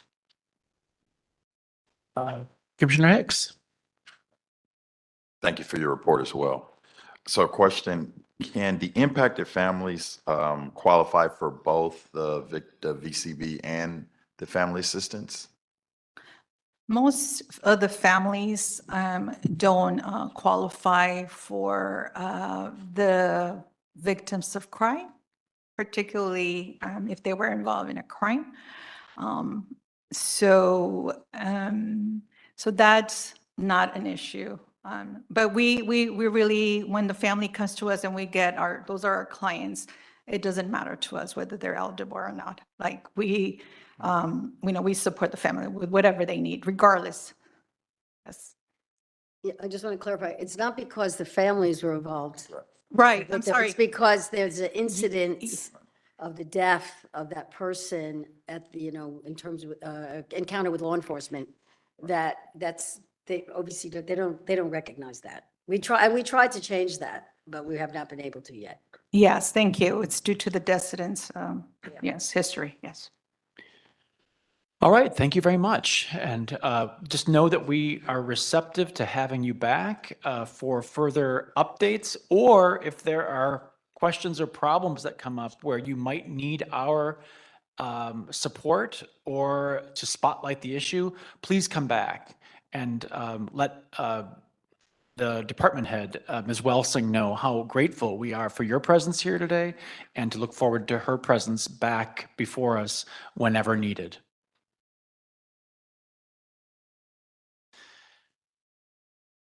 With that, we are proceeding on to just a brief discussion to make sure that it's noted on our agenda about the recent federal ruling on September 30th involving the lawsuit of former LA Times reporter Maya Lau.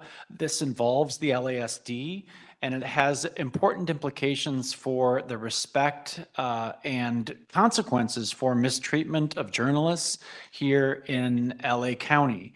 The federal ruling, 10-page ruling, in essence held that former Sheriff Villanueva, Tim Murakami, and Mark Lilienfeld, while not personally responsible for further consequences from actions taken against Maya Lau in attempting to retaliate against her for perceived critical coverage, the County of Los Angeles does remain in the case and was not dismissed from the litigation. The 10-page order is attached to today's agenda for anyone wishing to review it. Federal Judge Sherilyn Peace Garnett held that Ms. Lau had plausibly alleged that the county violated her constitutional rights, and the judge denied the county's attempts to dismiss Ms. Lau's lawsuit.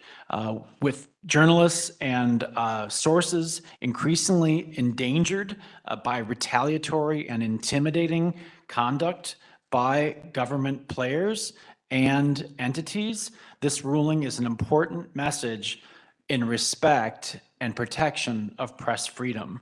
I just want to make sure that this was recognized by our commission, and that if there are any questions or if there's any discussion about this, now is the time to do it.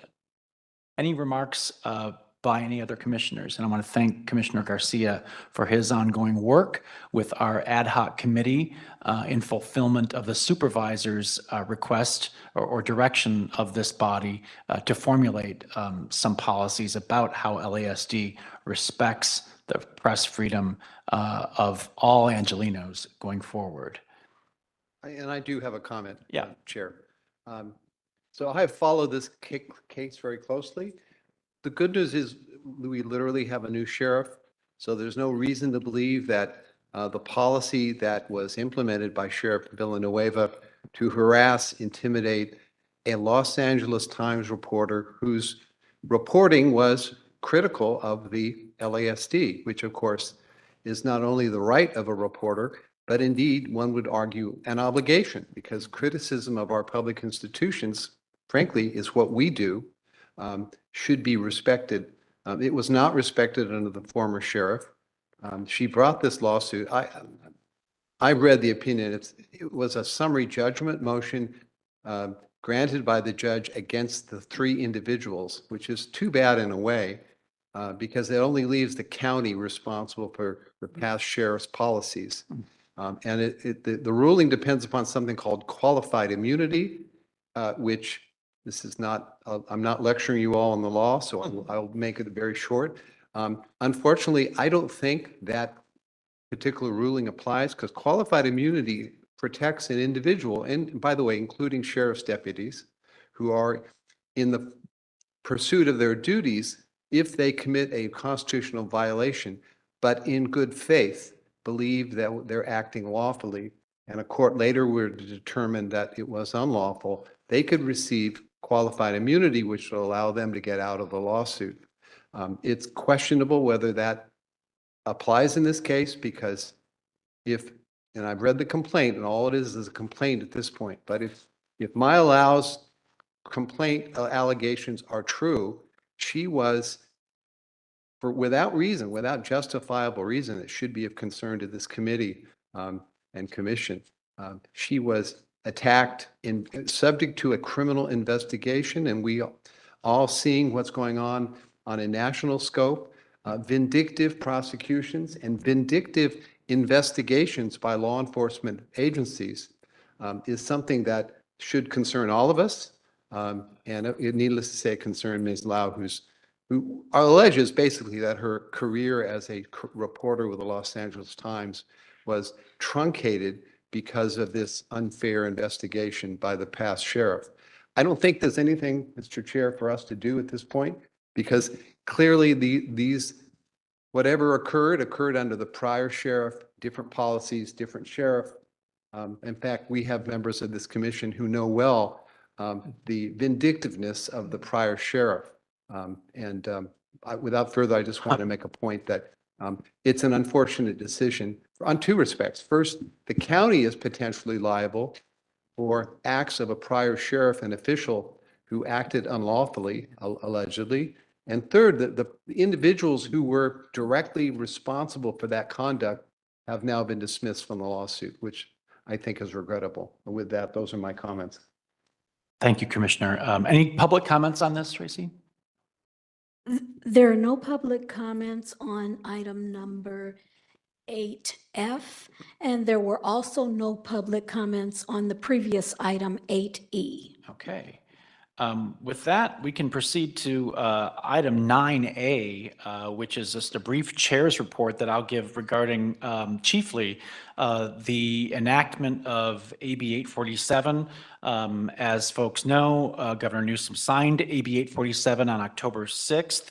And civilian oversight commissions like ours will be able to access information vital to holding officers accountable for misconduct, while also being able to protect the confidentiality of the records we might receive for such necessary investigations. It's a significant milestone for advancing civilian oversight of sheriff and police departments in LA and in California. It reinforces transparency and accountability while safeguarding confidentiality. I will note that on October 16th, just 10 days after the signing of the bill into law, the president of ALADS, Rich Pippin, sent a formal demand letter to the board chair of the Board of Supervisors and the acting county counsel, Joe Nikita. Mr. Pippin alleged that ALADS has negotiation rights over implementation of AB 847 and demanded negotiating the impacts and effects of AB 847. I do just want to note that I believe that letter is referenced in our agenda and attached. Commissioners, any discussion on this point or on the enactment of AB 847? What is that letter that ALAD sent to the, what does that mean? Sending it to the Board of Supes? Are you asking me candidly? I think this is an effort to try to gain some traction for mitigating the effects of a significant state law. We've seen this with regard to every step forward that we've gained, including in 2021 for subpoena authority for civilian oversight commissions in the state. But I don't believe that this shot across the bow, even before the effective date of the legislation, which takes effect January 1st, is one that will trammel the effectiveness of the law or hinder this commission or any other of the many civilian oversight commissions in our state, or those that are forming now in the state, because this is a growth area for governance in the state. More counties are enacting commissions, some of whom are in touch with us, some of whom were present at NACOL. And we see progress not being trammeled by efforts to sweep this under the scope of meet and confer or negotiability about the terms of the law. There are very narrow standards for negotiating over the enactment of policies. And I believe that this may be an effort to sweep them under that, but I don't know that that's a compelling argument. Perhaps Commissioner Newhouse might offer some insights about this himself, or I do have a comment. there, yeah.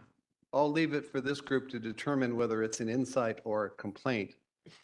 But clearly the ALAD's letter is designed to generate a delay in our implementation of our subpoena power pursuant to AB 847. And they are relying on their interpretation of the law and opinions by county council. But basically what they want us to do in January, when our statutory authority to issue subpoenas is codified and we pass enabling rulemaking with respect to issuance of subpoenas, that's not, unfortunately, the end of the game. Because, and remember, ALADS represents the deputy sheriffs who do not have an interest in facilitating the ability of this commission to issue subpoenas and conduct the kind of oversight that one would argue is critical to our function. They would like to delay it, and they will delay it because by issuing this letter, we will have to meet, pursuant to an unusual twist in California law, the deputies argue with some justification that the ability to subpoena their personnel records and to view these records in a private setting is something that affects the term and condition of their employment.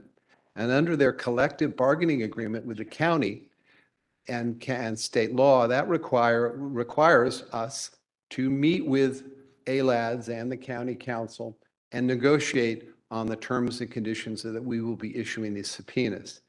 This, unfortunately, is not a simple or an expedited process. As my colleague, Mr. Huntsman to my left, could probably attest.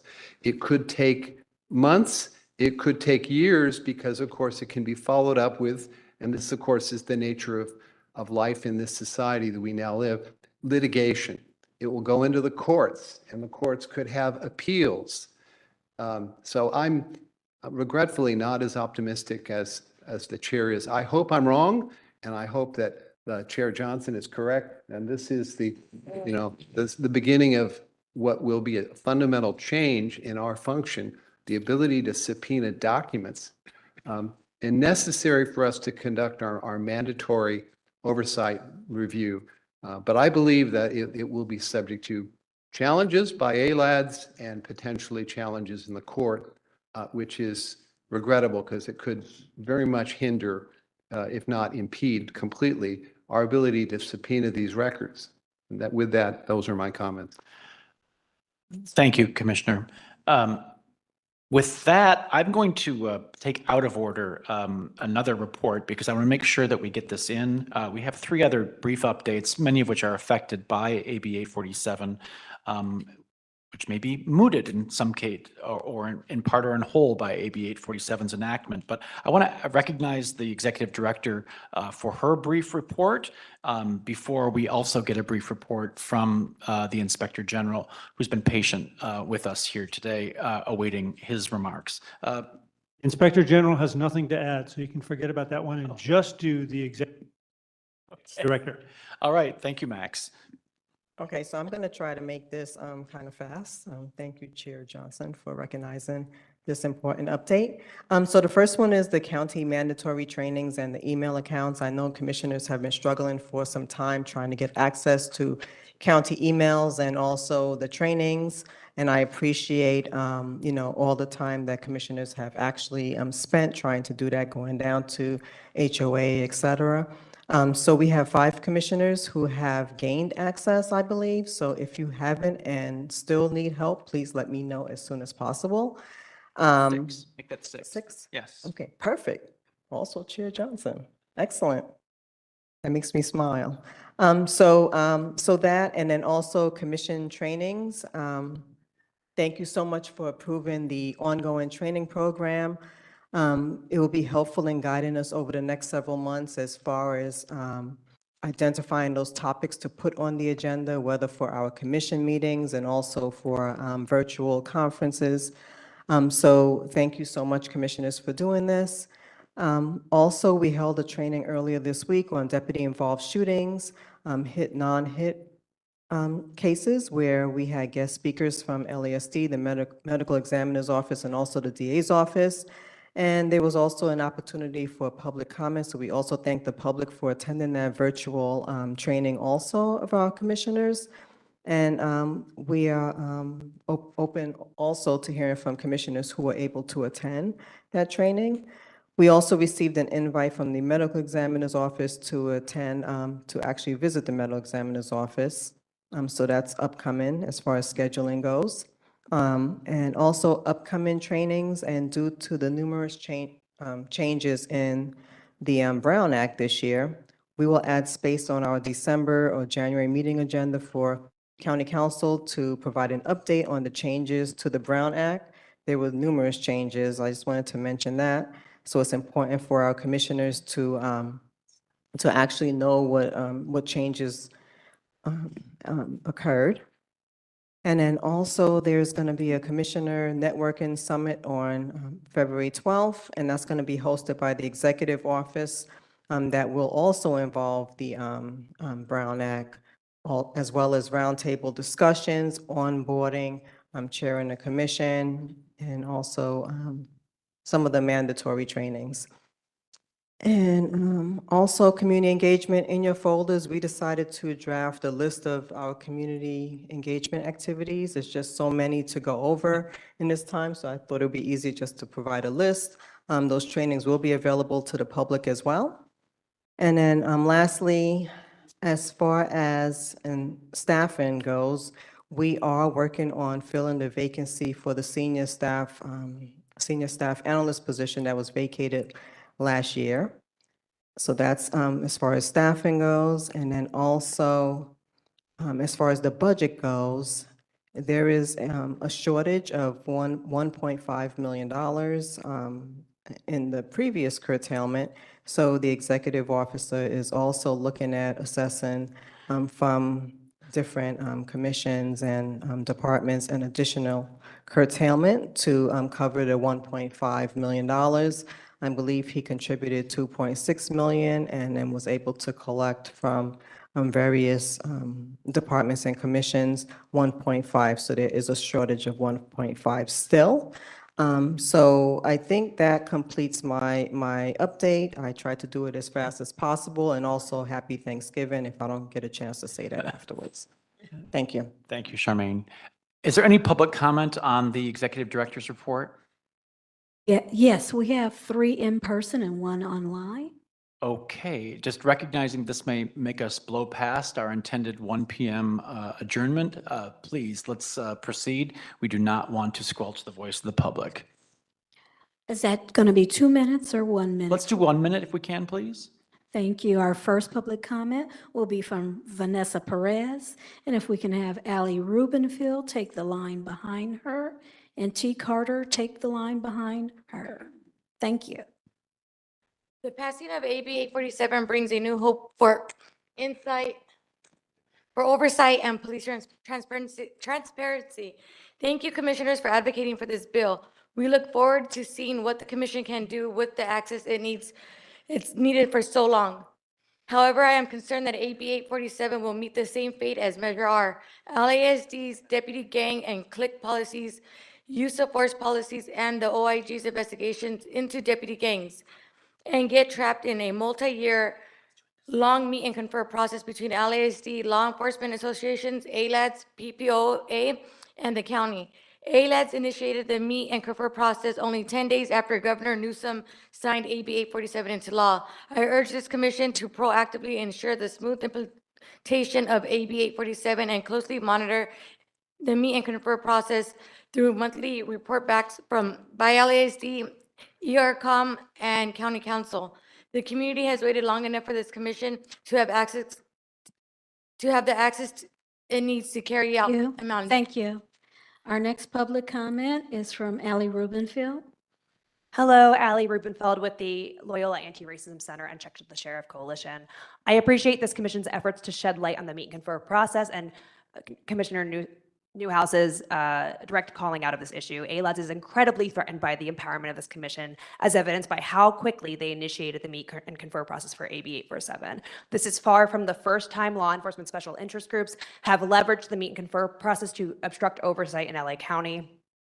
The ACLU, SoCal, Loyola Anti-Racism Center, and Check the Sheriff will be submitting a legal memo analyzing ALADS's use of the meet and confer process to this commission. We've identified 2 major issues with the bargaining process between law enforcement associations and the county. The first is the exceedingly long time of these processes. The second is that the county unnecessarily engages in the meet and confer process with ALADS over matters that are not legally required to. For instance, the California Supreme Court has held that use of force policies are not subject to the meet and confer requirement of the MMBA. The ACLU, SoCal, and the Loyola. Our next public comment, T. Carter. And speaking about training, speaking about training employees, I also came back just to put myself on the record that the bar complaint came back against the county council because the wrong bar number was on there.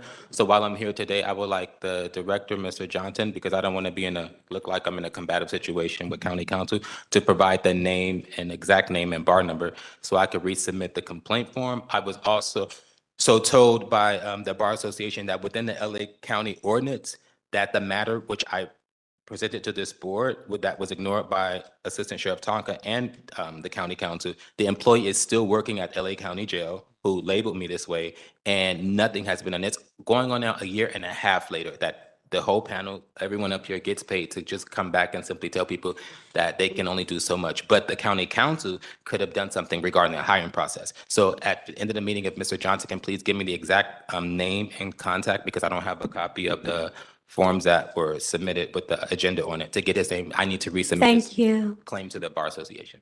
Our online public comment is from Deonza Douglas. Deonza, you have been unmuted. Deonza?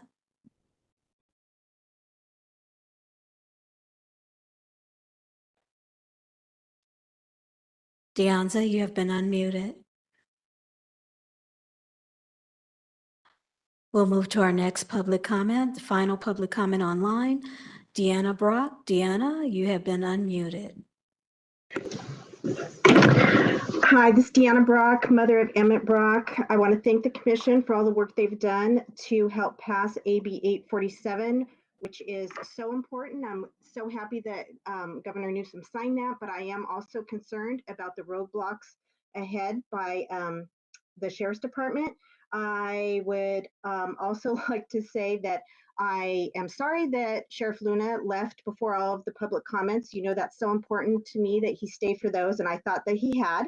And I know that we're running over. I appreciate all the work that the commission does, but as family members, we are given 2 minutes per month, and to reduce us down to 1 because you're running over, which I have great respect for your work, just does not seem very fair. But thank you very much for your time and all of your efforts. Thank you. Public comment on this item. And we look forward to enhanced public comment and family impact remarks at our December meeting, which will be back here on December the 18th at 9 a.m. I do just want to note on our committee updates, the chairs have graciously waived their time. The one item that was referenced earlier, the interview process for our 9th commissioner is moving along very well. And we have completed the screening of more than 50 applicants down to 11 interviews. And we are nearing the appropriate designation of a possible finalist. So it would be likely that the commission will send forward to the Board of Supervisors a nominee before the end of the year. We're on track to meet that deadline. With that, I just want to ask, are there any other comments or any other public comments, non-agenda items? We do have additional public comments, but we also had a representative from Civil. Yes, I want to make sure that that was recognized here, but also noting the time constraints and the opportunity to come back perhaps at our December meeting. I want to leave it in their hands if there's anything that is of urgent matter now, or a special welcome back with 5 to 10 minutes at our December meeting as a possibility. They would like to do a 1-minute public comment. Excellent. Please proceed. Thank you. Okay, I'm slightly disturbed that the Sheriff's Department gets an extended presentation on IRC without the Civil Brand Commission being able to give its response on what the Inmate Reception Center looks like.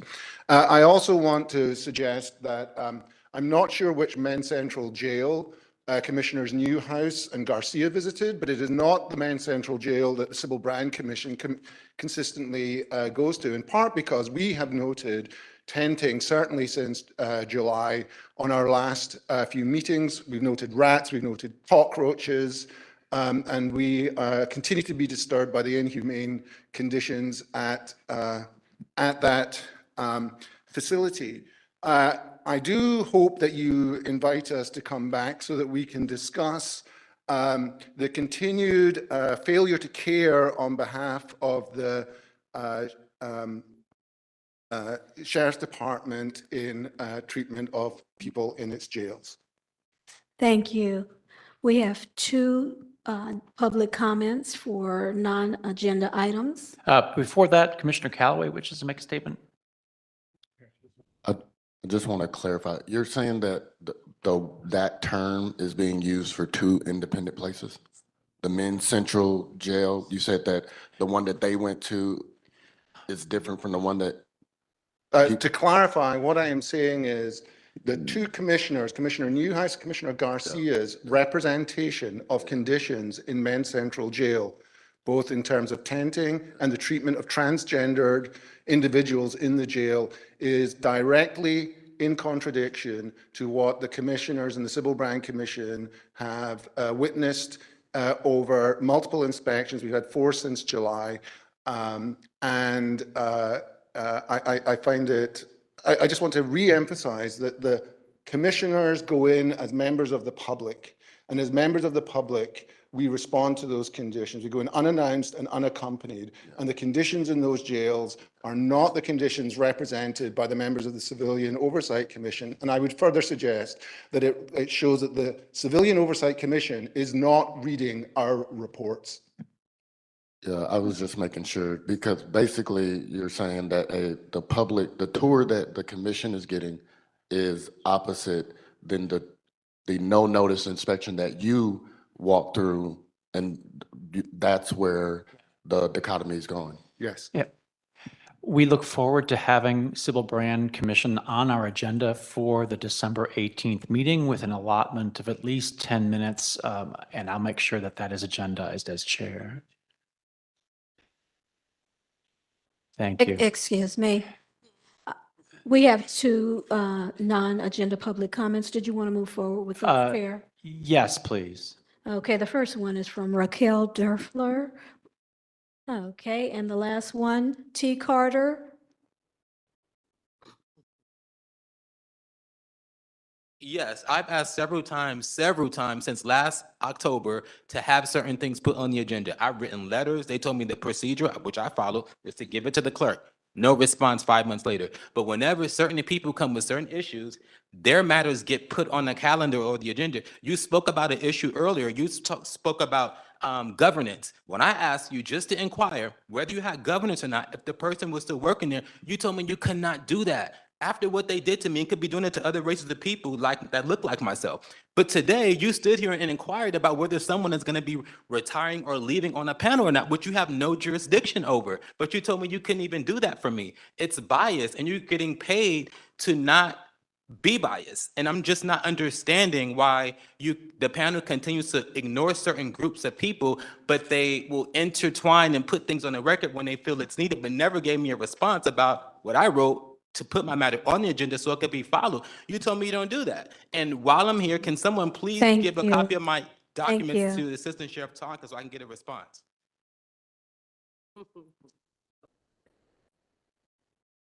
There are no further public comments. Thank you, Tracy. With that, I want to ask if we have concluded our agenda here, are there any final comments or updates from commissioners before we adjourn for our December 18th meeting?